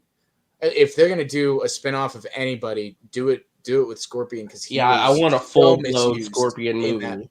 He was so misused in the Mortal Kombat movie, and like it's weird. He did what he does, in the game. So he goes to the underworld, all that, but they never show any of it. Yeah, they need to show it. I want a full blown movie about what happened. Exactly. Scorpion. That's a perfect movie or spinoff. Because who's the guy, the weird looking dude with like the white skull with the tattoos? He's a guy in the underworld. Oh gosh! I just watched the movie and he's all over. I don't know. Gosh. Like not Baraka. No, Baraka's someone else. Ruler of the underworld. Yeah, the ruler of the underworld. Shinnok. Quan Chi. Or Quan Chi. That one too. Yeah. Yeah, Shinnok and Quan Chi. I want them in the underworld, yeah. Yeah, that's I don't know. I'm interested. I didn't hate the Mortal Kombat movie. I thought it could have been better, but for a Mortal Kombat movie, which I expected to be horrible, it wasn't that bad. Please no Cole Young spinoff though. Just kill off that character. Just like don't bring him back. That's the guy that's in the he's the main character, right? Like the new character Lewis they created. Yeah. Oh yeah, fuck he that. Should just been Johnny Cage. Honestly, yeah, I know. I heard it was like an insert for Johnny Cage, is what I had heard from people. That was like an insert for that. Yeah, he's your like the character you're supposed to relate to. Instead of being Johnny Cage, they just made this new character. Stupid. Okay, and then Rational Skeptic here with $5. Thank you, buddy. Says, how much want to bet all these spinoffs get canceled after the Warner merger? I mean, well, for one, when they first announced HBO Max, they had talked about the Sisters of Dune, which was going to be the spinoff series for the movie. There's been no word on that at all, period. So we have no idea what's going on. That's probably been canceled. Well, I will say, actually, Denny just spoke about that. I just read about okay. And he did say, no, it is it's still coming, and things are like really under wraps about it. I don't know why, but he said it was really beautiful what they were doing with it. I think they've actually even already started filming some of it, but I could be wrong. But he talked about it today with the with the whole Warner Brothers putting it on HBO Max. Okay. Stuff. I'll have to go and dive into that. So, all right, we have 2 more stories to get to. Let's try to get through them quick so I can actually try to get out of here at a decent time tonight. And all right, so the thing I want to talk about here is I kind of mentioned this in the thumbnail here. So we got Megan Fox, who is clearly going through a midlife crisis, in my opinion. I'm not even making that up. Like, Megan Fox is outright going through a midlife crisis in my mind. Dating Machine Kelly. Yeah, well, it's like, look, I'm not saying like don't date someone younger by all means. She's 36, I'm 39, so it's like she can date younger, but it's like she was with Brian Austin Green for years. They had 3 kids. They had like really what was looked at as a Hollywood success marriage. And then she breaks up with them, and like her and Olivia Wilde, I think, are in competition for like who can like hook up with the younger guy. But anyway, she was at the VMAs last night, and she happened to catch the attention of the quartering, of the quartering here. And so she's in this naked dress, and that was trending, and she was all over the internet. People were very and I don't even think it's that good of a dress. I'm not being fair here. I just don't think this. I don't like this look. This looks like I think I tweeted this out, and I said this is what a midlife crisis looks like, and that's I think where she's at with it. But Jeremy here wanting to always have a hot take, and everything. He put out a couple tweets. This one here got a lot of attention. She looks like plastic and a walking sex doll. Way too much plastic surgery. Stop with this madness. She's gross. And then another one here. Stop worshiping this trash. And it's her making out with Machine Gun Kelly. This looks like the opening of a Bang Bros scene. I'm not going to lie. Somebody commented that Megan Fox and what was that, Kardashian over there? Like the photos of them, those 2 couples, they reminded them of like the opening of Blade. Those are the people who would go to the nightclub Blade goes to. Oh yeah. Like wasn't that Tracy Lord in the opening of that movie? But anyway, so the quartering here, I mean, he deleted the tweet on the left. The tweet on the right is still up, but it caught the attention of a lot of people, like Keemstar. And I normally don't agree with Keemstar, but I thought he had a fun take here. Says a quartering calling Megan Fox gross looking by the way he looks like this. Now, the reason why this is important is because this tweet more or less ended up in the Philip DeFranco show, which is a screenshot here on the right. Same image, and then they just cropped out his name. I don't know why, but they know who he is. But I'm surprised Philip. I mean, I understand why, so he doesn't. Anybody, no, he can't claim Philip DeFranco attacked me or he sent his followers after me. Oh no, he sent his follow. Well, because I tweeted out this picture earlier, and he sent his followers after me too, because he was live streaming. Apparently, he sung a song about me. Oh wow! RJ can confirm actually. I saw the clip. He did sing about Matt Jarbo. He did. Yeah, I didn't listen to it all the way through. I thought it was kind of funny that he did, but so this came in from songs written about you, dude. You're getting up I have 2 albums about me, dude. I have 2 albums about me at this point. Yes. But we'll bring that up here in a second. But what I was saying though about this here is like, look, calling him out is funny because this is quartering. But calling him out for agreeing with Alex Jones over the anti-vax thing, I think is far more important. And I do stand by that. No, I agree with that. I think more people should speak up about that. I mean, this is just a dumb take from a dumb man, but that is more important to recognize and to call out, honestly, because again, that's something that's more pressing and more, again, playing into disinformation, something that's actively going on and something that's a very serious health thing going on right now. So no, I agree with that. And with the Megan Fox thing, don't throw stones in glass houses. Well, that's Jeremy. He lives in the low road.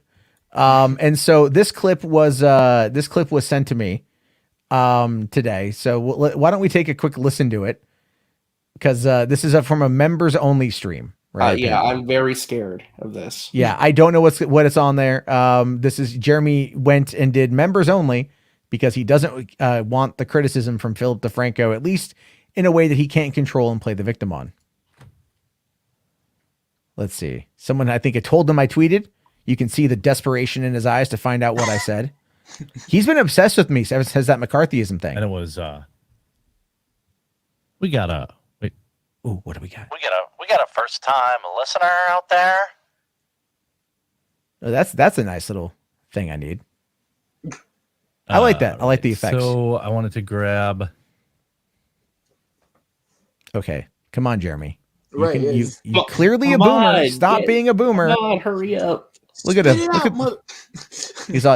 He's confused like a giant ape. What do I type here? Jarbo. How do you spell that? Jar. Look at him. Look at him. I spelled it in my brain. I was just collecting boulders on that Jarbo. See, that's all he's got is the boulder shit. That's all he's got is the boulder stuff. Please tell me that's not it. Is that really the only thing he's saying? No. Here we go. I think he's got some more. My Jarbo was collecting boulders. It was the most important day of his life. But now he's obsessed with me, constantly tweeting, looking for attention. You're the one singing about me. Will not get that attention. I said he will not get that attention. Oh my god, this is so bad. I'm doing it right now.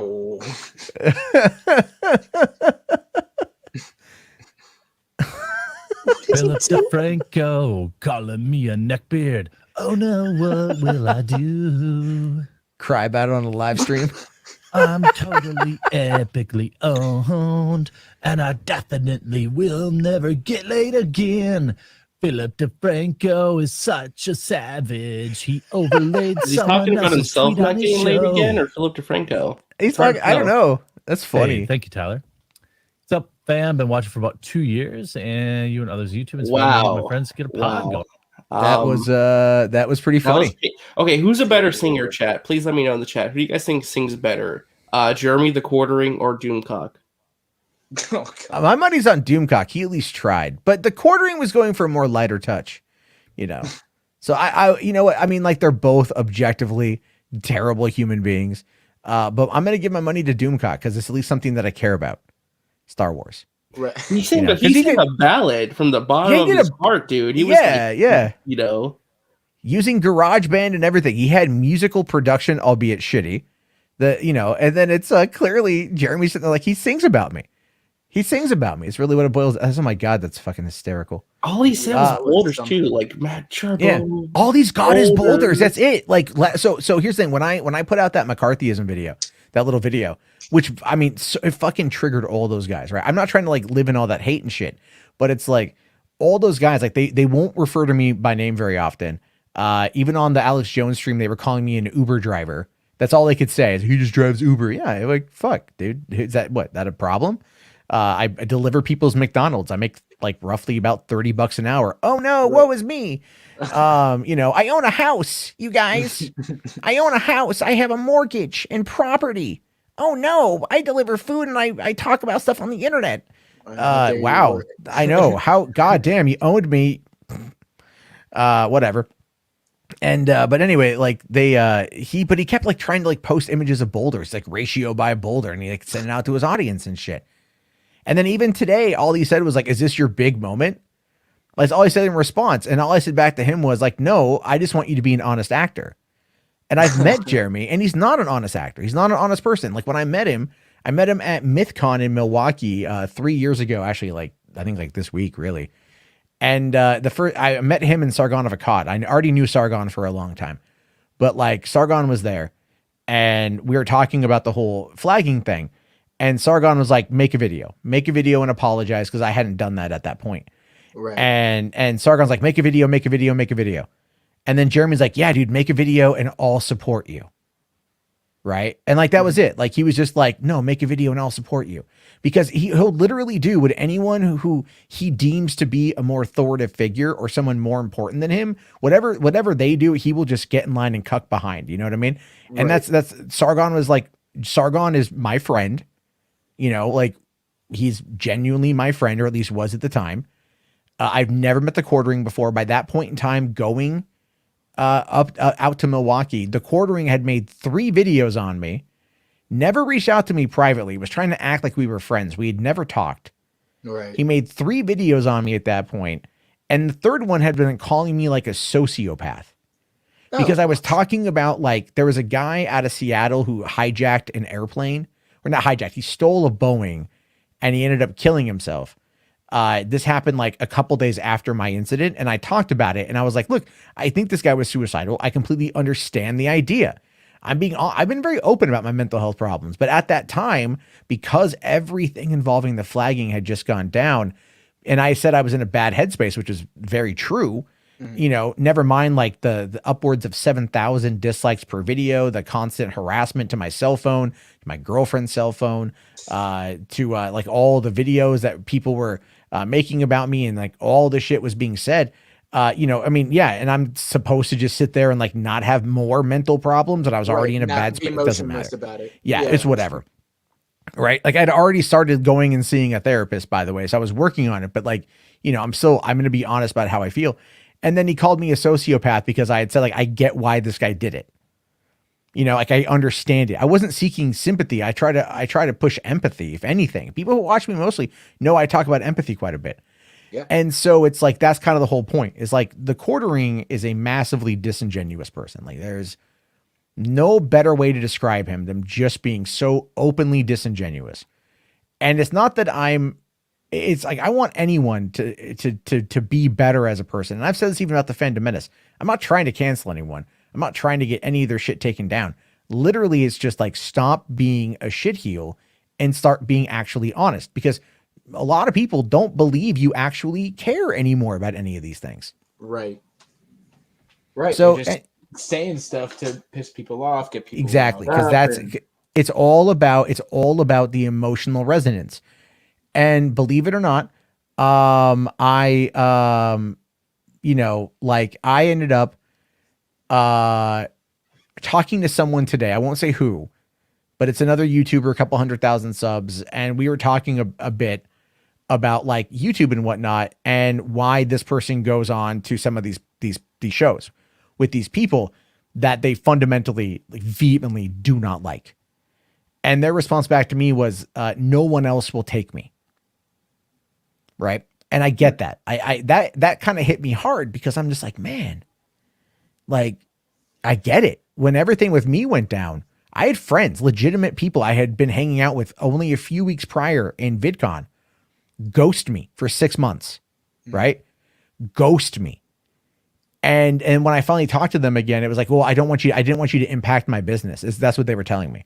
Yeah, they didn't want the stink. They wanted to protect their own income and their own. Look, here's the thing. I'm not actually mad at that, but it's like you could have at least told me first, sort of thing.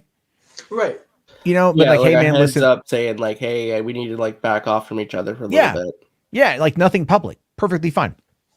I had other people that were like talking to me privately that were really supportive, and then the next day randomly threw me 100% under the bus. And it's like, I had the DMs. Saw blood in the water and knew that probably, yeah. One guy in particular, you know, because he was really aligned with those people. And then the thing is, though, it's like, as we've seen with like the Fandom Menace, you know, like when Mecha Random called out Gary, then there was that kind of that decree from up high, do not associate with this person. And that's, you know, again, the group mentality that happened with me as well. And it's just such a weird thing. That is like the tribalism that happens here on YouTube. But anyway, this guy I was talking to today, you know, like, I get it. He wants to call these people out, and I kind of gave him shit for it. I'm like, you can't really like call them out, because you work with them like on multiple projects, you know? And it's like, so if you call them out about what they need to be called out for, then it's not going to work. You know, you're going to burn those bridges. I say burn them down anyway, but that's me.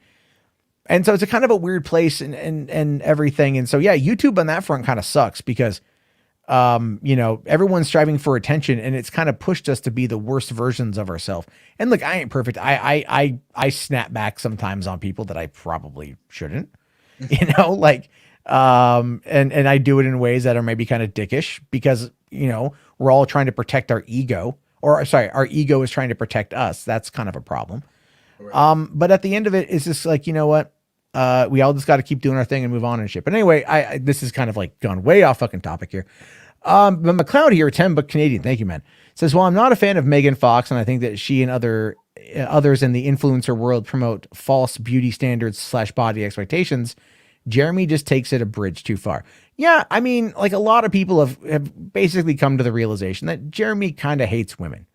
And there seems to be a thing about Jeremy's on YouTube hating women. I'll leave you to figure out who the other Jeremy is I'm referring to. But we got Andrew here with another $5. Thank you, buddy. He says, Sisters of Dune. That sounds like a recipe for medium to industrial strength lesbianism. So that is cool. Bene Gesserit? I don't know who that is. But thank you for that one. I mean, I don't know if it's going to be full on Scissor Me Timbers, but Right. No, I don't know about that. You know, we were reserving that for the Poison Ivy HBO Max spinoff. Right. that would be awesome. I'm just saying it's yeah. So there's that. So all right, that was the one thing I wanted to talk about, and then finally tonight, time to get woke. time to get potentially here. We might be coming to a weird again. If you're looking for another thing that people are going to do to be attacking Indiana Jones 5, especially the Phantom Menace, this story coming out of the New York Post as well as the Daily Mail. York Post. This is from the New York Post article. Yeah, no, they cover all this shit, dude. But why? That's such a sensational headline too. Oh, she's gonna replace Harrison Ford. Well, as the lead in Indiana Jones. So here's the thing: that was already speculated. That was heavily speculated when they ended up, when they first announced that she was joining the project. So this is what the article says here.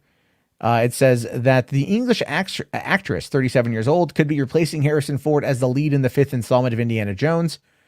According to the Daily Mail, sources told the outlet that producer Kathleen Kennedy was looking to make a big change, which could include replacing the lead character with a woman. It would be a huge statement and a great role for Phoebe, one insider told the Mail. Now, here's the thing with this, is I don't know how much of this I believe. Is that all they had to say? That's it? That's generally all they say. I'll see what the Daily Mail has to say. Let's see. Okay, Phoebe Waller-Bridge could replace. I know. I have I even have uBlock on for this sort of thing, but it's like I have a. Yeah. This web design's horrible. I do not like. Yeah, Daily Mail is pretty shitty. There we go. Okay, so all right. So now Phoebe Waller-Bridge is being tipped to replace the veteran actor as a female version of the fictional professor of archaeology. The film industry is awash with rumors that the Fleabag star will take over the main Indiana adventurer as what? Okay, they don't know. Whoever wrote this has no idea what they're talking. Kate Hind. Okay. Insiders claim that Kathleen Kennedy wants to make a big, bold change with few bigger than switching the lead character to a woman. Now, hold on. It's like, look, they are doing... That's just Tomb Raider. It is Tomb Raider, and there's that, right? But Indiana Jane, I think, is also a porno, by the way. But Indiana Jane has been something that's been kind of hinted at for a while. He has a son, though. Wouldn't he pass the mantle to his son? I mean, Shia LaBeouf kind of came out and attacked Kingdom of the Crystal Skull and said that you could recast. Yeah, they should recast. I mean, I love Shia, but his work now is pretty good. Now, Miss Kennedy spokesperson declined to comment.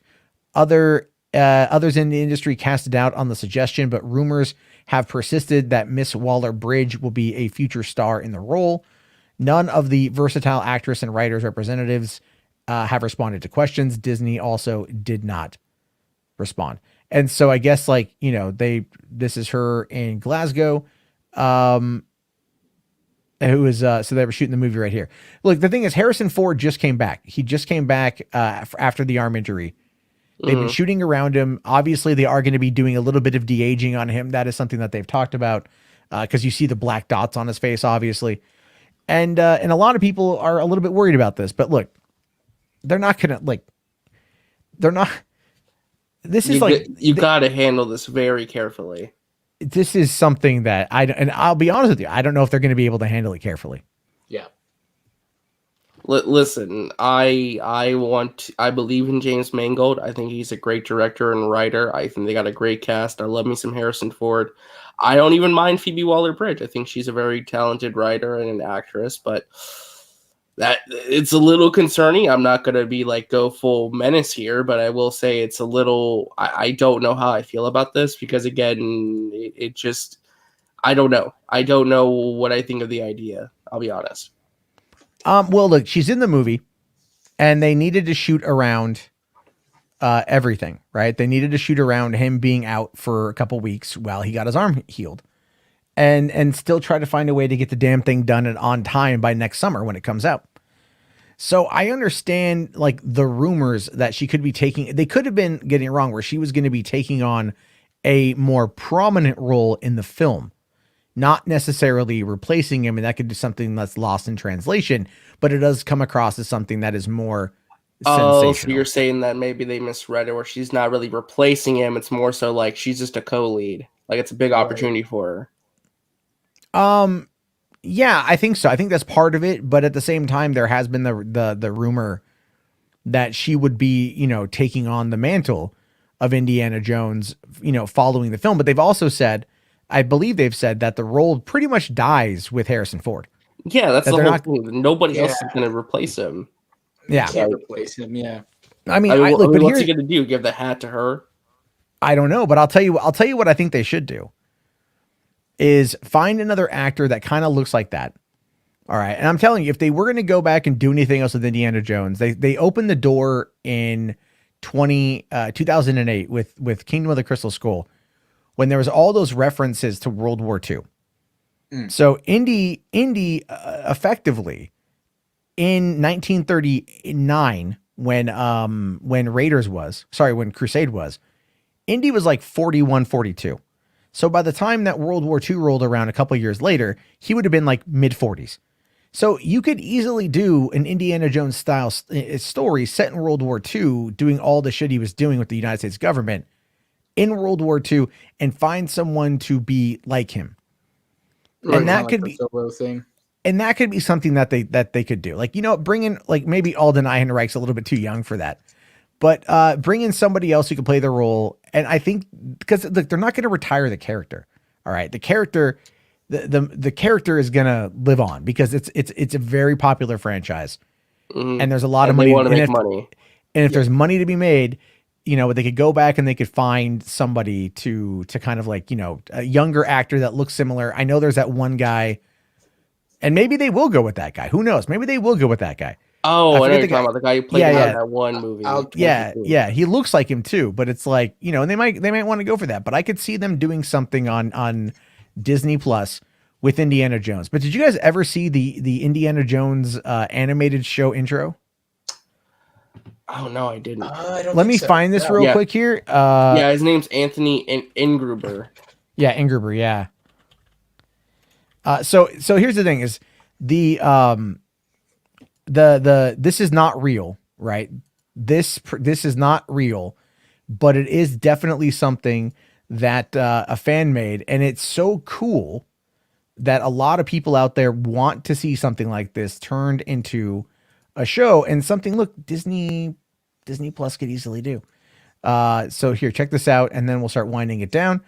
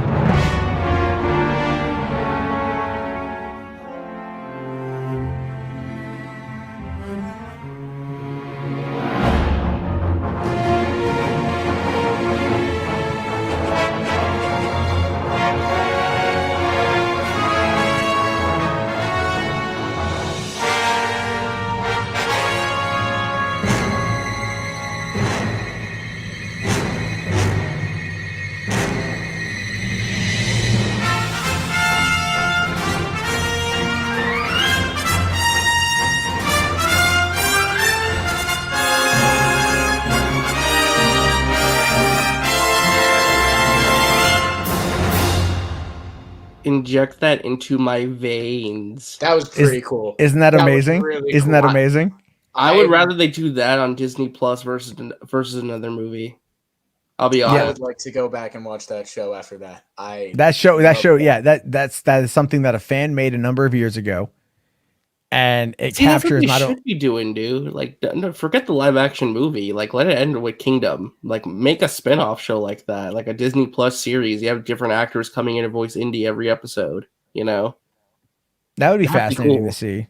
I think it's like the idea here essentially is just that there's a lot they could do with it. An animated show could be a lot of fun, and I think that would be a way to, but I don't want it to be like a Disney XD animated show where it's like super toned down. You're talking about like real good Disney Plus movie level animation. Yeah. And, maybe go a bit as hardcore as, let's say, like the Bad Batch or elements of Clone Wars. Right. Where when it got into the PG-13 a bit, you don't have to show me Kali Ma like pulling out a dude's heart, although that would be pretty fucking cool.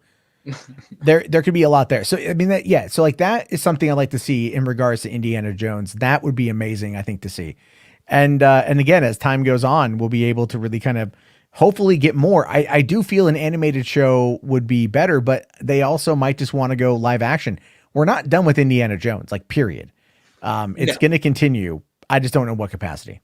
Yeah, and I think for sure after this movie there'll be a Jones resurgence, or Jones want for. Well, if it's better, that's why they're making another movie. Yeah, if it's better than Kingdom of the Crystal Skull, which I like, and I'm an ardent defender of that movie, but if it's better than Kingdom of the Crystal Skull, then there's going to be a massive Indy resurgence because it just hit 40 fucking years since the first movie came out. They released the 4K set of everything. And being better than Kingdom's not exactly a high bar you need to surpass either, to be fair. Right. Yeah, I mean, like, look, in the minds and hearts of the fans.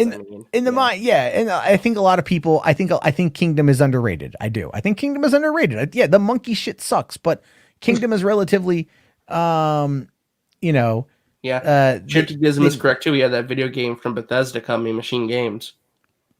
And. Well, back in 2006, they were working on another Indiana Jones game. I forget the company. They actually had it at E3. I got to see it at E3 that year. I got a little bit of video footage of it, but then they canceled the project. So, it's like, but there's also been like, and I showed off the other day, the Indiana Jones and the Fate of Atlantis, the video game for that, using the Scum engine. There was Indiana Jones and the Emperor's Tomb, which was a brawler. I remember that Collective. Awesome. I own that on PC. Well, they also did the Buffy the Vampire Slayer video game, and they did Revenge of the Sith, the video game, and they did Indiana Jones. They did a lot of good. They were good. The Collective was really good for brawlers, for a lot of like hand-to-hand fight combat stuff. I might need to watch like a playthrough of that again. I really enjoyed that game. So there's a lot you can get out of Indiana Jones, and I think if Machine Games is doing, and I like Machine Games quite a bit. Their work on Wolfenstein has been fantastic. Like a first-person shooter, like first. I hope not. Combat. I don't want it to be a first person. It needs to be third. I know, but I guarantee they want to do first person, so they'll get this is just like Uncharted. It's like, no, we're not Uncharted or Tomb Raider. God damn it, we're gonna be our own thing. I know. I don't know what's gonna happen with all that, but I think at the end of it, it's gonna be pretty damn dope. I'm looking forward to it, obviously, as just a normal guy, who likes Indiana Jones and whatever. I hope it's a good movie, man. I really do. I love Indiana Jones. I don't want to poo-poo on this because, like I said, you got amazing talent behind the camera with James Mangold. Yeah. It's just you got to nail the story. The story is gonna be the tough nut to crack. How do you make this feel like a genuine Indiana Jones goodbye movie? Without Spielberg at the helm. Without Spielberg at the helm and Lucas involved. Yeah. I think Spielberg not being at the helm is to its advantage, though. I think that's too. I don't know. I get it. I get it. I 100% understand that sentiment. But my take on it is, man, it's like it's a purist thing. You know? Sure. It's like motherfucker started it. It's his one favorite movie. He should end it. Yes. He should end it. Like, and I know he's executive producing, and I know he's got his hands in it a little bit. And he picked Mangold. I'm sure he's watching with a fine-tooth comb and overseeing it a little bit. Yeah, and I'm hoping, and look, in Mangold, I trust. I have not seen a bad James Mangold movie. If you're looking for something, again, go watch like Logan if you want that kind of Western take.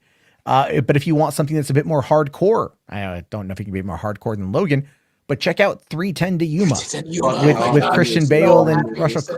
Fucking excellent movie. That final shootout scene was amazing. Dude, Walk the Line was great. Yeah. Saw that movie like probably when I was like 12 or 13 years old. And I never forget crying at the end of that movie because I was just like everything, the emotion. I love that. I think that's one of the best modern day Westerns that's been, and remakes. That's up there with True Grit, I think, as far as remakes. That was just as good as the original. I think that was Russell Crowe's best performance since Gladiator. Yeah. And especially the ending of that movie, just like him honoring, I thought that was really cool. Ben Foster, I've always enjoyed Ben Foster, so seeing him like really play like a down and out, like just a real bad guy, I really liked.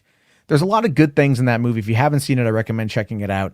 So look, in James Mangold, I also Night and Day was a fun action adventure movie with Tom Cruise and Cameron Diaz from 2010.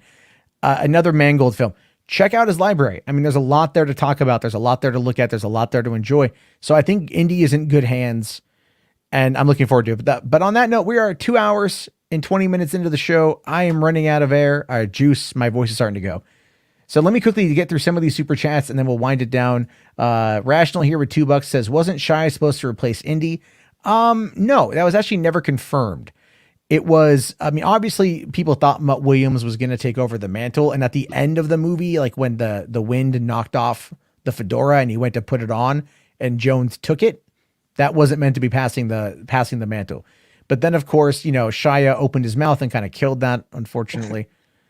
And then McLeod here with 2 Canadian, thank you buddy, says either that or they could recast Mutt. That would probably be the better course of action. Yes. I think that'd be pretty good. Bite Me here says Indiana Jones Weekend at Bernie's edition. Kind of feels that way with how old Harrison Ford is. But I mean, they could recast like Timothy Chalamet would be great, I think, or somebody like in that role.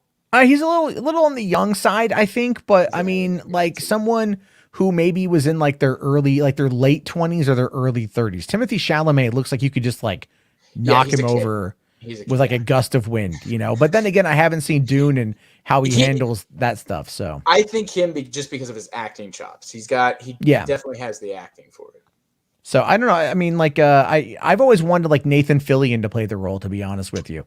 Yeah. Nathan Fillion. But that time has passed though. That time, even Uncharted, Fillion tried his hand at the Uncharted fan film and that was excellent. And everyone loved it, but they still went with Tom fucking Holland. I hope that movie's good, but I'm a little worried. Did they show off anything at CinemaCon on that one? I don't think they did. I think they showed like a really quick reel. Jeez, they're hiding that movie, man. We're going to get a trailer though in front of Venom, so it's only going to be a couple weeks, guaranteed. Oh, I was thinking Spider-Man. They're going to wait till Spider-Man to show up. They're going to give us the first teaser in front of Venom and the first full trailer in front of Spider-Man. Yeah, probably. That sounds about right. But anyway, here, Command Unit here with a super chat. Ant-Man still has the best de-aging scene. Both movies have really good de-aging, dude. They're really good, yeah. They did great with the first two. I mean, the first one especially with showing Haley Atwell with her being older, but then also they showed her being older. Michael Douglas looks fantastic. Guardians 2 though, Kurt Russell. What about RDJ in Civil War? That was also good, but it's not. Well, that was like their. That was their first attempt. That was like it's gotten better. It's gotten better, but it's like, look, they I know there's wait, what about Billy the Fridge? I saw Billy the Fridge like mentioned in the chat. What? Billy the Fridge, you kick all the goddamn bite me. I know Billy the Fridge is a YouTuber. He's a friend of mine. So I'm like, what's going on? And then I mean, hold on, I want to get to that one here. There we go, from McLeod here. They need to hire the guy that did the fan animated Indy, like they hired the guy that did the better deep fake of Luke in Mando season 2 finale. Yep. And what's so funny about that too is like watching the making of that episode, and like they showed like how they used like how they did it with an algorithm, and it still turned out kind of wonky. Mm-hmm. Yep. But like it took a long time to get it right. And then some guy comes in with his like phone and like does it better on his phone. and they hire him. How? It's just because I think the process is different. They're approaching it from a different idea, and so we'll have to wait and see, because that guy's also done other deep fakes. Like, did you guys ever see the deep fake with Tom Holland and Robert Downey Jr. as Marty McFly and Doc Brown? Yes, I've seen that. Yeah, that looked real fucking good. That was, yeah. And then that sparked a lot of interest of people going like, wait, are they going to be remaking Back to the Future with Tom Holland and Robert Downey Jr.? And it's like, no, they're not going to do that. They're not going to do that at all. And then HWAD's here with $2 asking, have you seen the Solo deep fake with the slower voice? Yeah, I have. I've seen this. I've seen the deep fakes with Solo. The thing is, I still like Alden Ehrenreich, right? I still like Alden Ehrenreich. I've warmed up to him a lot. In the role. I will say. So I want to see. Yeah. I would actually be very happy if he came back for the Lando show they're making. I do too. I actually do too. I would like to see that as well. Also, Michael Douglas in Endgame was really good too. Yeah. Young Nick Fury and Captain Marvel, that was pretty good. Yeah, no, that looked pretty good. Yeah. There's a lot there. Hold on here. Shifty Gizm here says no, Indy will bomb. No way. I don't believe it will bomb. I think people are too excited for it. When's it coming out? Is it next year? July 2022, I think. Oh wow. Yeah, Harrison Ford still has some pretty powerful star power. People love Harrison Ford, man. Yeah. I'm telling you right now, like, had they not killed Harrison Ford in The Force Awakens and they had him back for the whole trilogy, sequels would have done a lot better. Yeah, it probably would have been. Yeah, probably. Yeah, you're right. The sequels would have been like story out too. To be fair, but that's a conversation another day. I know that is a whole other thing. That is just like, it's like in an alternate timeline. If the multiverse exists in an alternate timeline, there's some universe. There's a better sequel trilogy out there. Yeah, and so that could be something that I would be all for, like inventing the technology to go and find. I know, right? Like, let's fuck curing cancer. Let's go fucking fix a sequel trilogy. Let's go find the universe where that was good. There's your Fanboys 2 script right there. There's Fanboys 2, the movie right there. Doom will be the one to do it. Though. Like, all right, guys, I got access to the Large Hadron Collider. Let's go. What are we doing? We're going to tweak this a little bit here with the formula that I found on the deep web, and we're going to open up a hole in the space-time continuum. And then what are we going to do? We're going to take my van, totally decked out with rush gear, and we're going to drive off into another dimension in hopes of finding a better sequel trilogy. You know what? Our friend died. We want to show him that there was a possibility that all this time of the internet was all a waste. Okay, we want to show him there was a better sequel trilogy out there before. You know what? Yeah, and they go off and they end up like, yeah, they go to a couple universes where, like, for one, like, there is no Indiana Jones or whatever, or there's no Lucasfilm. I should do that. I should write that script. Anyway, Benson here with £5. Thanks, buddy. Watch Cop Shop. Brilliant. That's the new one with from Joe Carnahan. Looks pretty good. Yes. Oh, okay. Oh, right. Oh, very. If you haven't, Gerard Butler and Frank Grillo, right? Love those guys. Have you seen Boss Level? Loved that. Boss Level was great. I'll be honest. I love Joe Carnahan. He did The Gray, and he did The Gray is fucking underrated. 2, which I actually Joe Carnahan didn't do Expendables 2. That was Simon West. Oh, was it? Okay. You're thinking of Smoking Aces. You're thinking of Smoking Aces. I love Smoking Aces. I know it's all over the place, but I love that movie with Ray Liotta. I think that's great. Yeah, there's hold on. Kira here asks, what's the worst Harrison Ford film? And you think 6 Days, 7 Nights? You ever seen Sabrina? Shit, dude. At least 6 Days, 7 Nights has Tamara Morrison as a pirate. And also, one of the best lines in that movie is when Harrison Ford is kind of cussing out Anne Heche. And he's all like, your ass is too narrow and your tits are too small. He storms off. I saw one that was like really The Age of Adeline. Yeah, yeah. Also, you know what lies beneath? The Zemeckis one that they did with Michelle Pfeiffer back in like 2000, I think. Right. And it was like, that one wasn't very good. And this was like Zemeckis, Michelle Pfeiffer, and Harrison Ford. That was a big movie, and it wasn't very good. I think regarding Henry was actually really solid, and that was J.J. Abrams. He wrote that. Oh, really? Yeah, J.J. Abrams wrote regarding Henry it's a drama. Henry is like a lawyer, I think, and he's at a convenience store, and there's a robbery, and he gets shot in the head, and he doesn't die, but he like loses all motor functions. Jeez. And the story's really about like him kind of like his rehabilitation. Right. It's total Oscar fare. It's total Oscar bait. But it was a good movie. And it was J.J. Abrams wrote that. I think that was his first script. So check that out. Mosquito Coast. Well, yeah, now there's this TV show that's on Apple Plus TV that apparently is a lot better. Right, I know the name. Yeah, the guy he married Jennifer Aniston for a day. No, they weren't married. They were just dating for a while. Okay. Oh, Justin Theroux. Yeah. Justin Theroux. You know his uncle wrote the Mosquito Coast. His uncle or his grandfather wrote the Mosquito Coast novel. Oh, really? Yeah, that he's in. Yeah. Okay, I didn't know that. So I need to. Yeah, well, it's like everyone keeps talking about like Ted Lasso, and I'm like, who the fuck has Apple TV Plus? I only get it for. Do you ever watch it? I watch it for Dickinson. That's pretty much it. Oh my. Okay, so it's like I know you got Dickinson. The morning show. The morning show. I heard the morning show is good. Dickinson I'll tell you is this. so good. Please watch Dickinson. It's I really haven't even been like bothered to pirate it. Like that is how much I don't care. And I'm not advocating for piracy. There's some really good stuff on there. There's like that Chris Evans show. That's it's really like $5 a month. That was a movie, right? That was him and no, it's a series. It's a series. It's a Chris Evans it was him and series, Michelle Dockery, right? It was Michelle Dockery that was the wife. Yeah. Like she was from Downton Abbey. But yeah, like I didn't even want they don't promote it at all. Like, oh, if you have an Apple device, it's like I got a fucking Android. Well, they were promoting season 2 because it's like they were more like Jason Momoa versus Dave Bautista. Oh yeah, it's a show about blind people who can smell real well.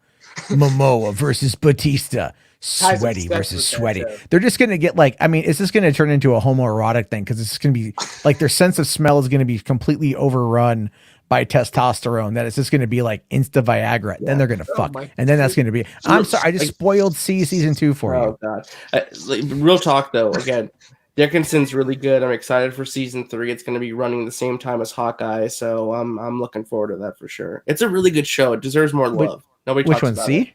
No, Dickinson. Oh, Dickinson. Yeah. No, because isn't Momoa on another show on Netflix, like Frontier? Yeah, well, that show ended actually. I think it had like a couple seasons. It must have ended if he's going over and doing C. Yeah, it's like I just don't feel they promote these shows enough. Like, and that's the problem.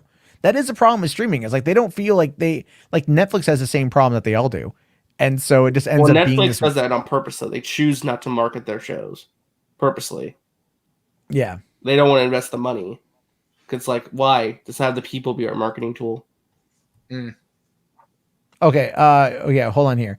Have I seen Ryan Reynolds, Will Ferrell TikTok? I haven't. Kate on Netflix was poor. Kate was out here. It's on Amazon. That's the new. I think that's the Kate Beckinsale one. Indy will struggle after. Kate with Mary Elizabeth Winstead. Oh, right. Sorry. Yeah, I haven't. I want to watch that one. I haven't seen it yet. Indy will struggle with the last movie. It won't. A lot of here's the thing is people. It's been. Oh, did we lose Matt? Yeah, we lost him. So. See, I can't tell if it's me and my internet or if it's Matt. Me neither. Yeah, I thought it was maybe lagging. That's when you know StreamYard is basically telling them, Matt, get the fuck off the air. It's time to go to bed. Right. Yeah. So StreamYard is telling them that. All right. Am I back? Yeah, you're back. Okay. Yeah. No. Here's the thing. Kingdom of the Crystal Skull. It has aged not remarkably well, but people have they've warmed up to it. I mean, even McLeod here with this $10 super chat. Thank you, man. Says I recently rewatched all the indie films, and I can honestly say that Crystal Skull isn't as bad as I remember. The only thing I didn't like was Mutt swinging with the monkeys. That's the only thing I can't defend in that movie. Everything else I can defend in Kingdom of the Crystal Skull. Even nuking the fridge. This is where okay. Not to say I don't like it. Scene I know some my parents and my friends hate that scene. So there's a couple elements and layers to that. One, nuking the fridge is not the right terminology. It would be atomic bombing the fridge. It was like a 2 megaton bomb. That's what it hit. That it wasn't like it was the testing ground was a lower yield atomic bomb. It wasn't a true atomic bomb, like a crazy one. Yeah, it wasn't. Yeah, it was a lower one.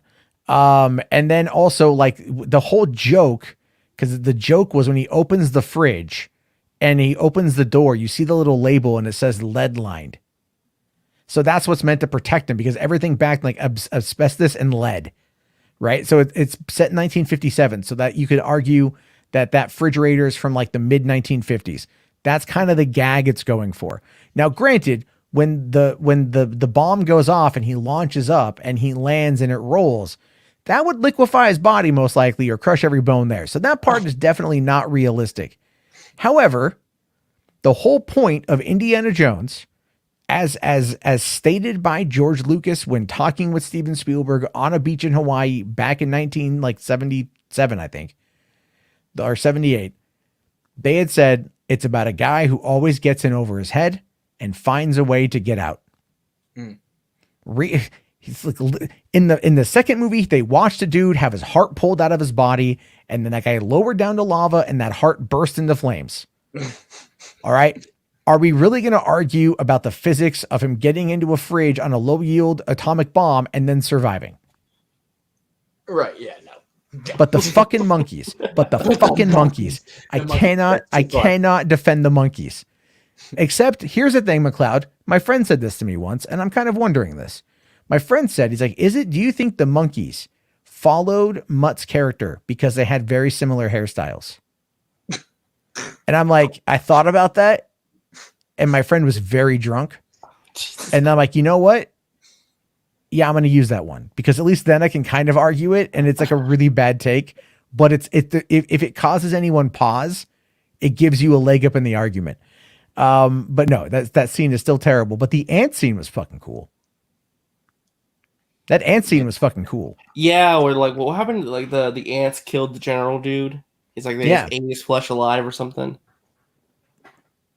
So yeah, I don't know.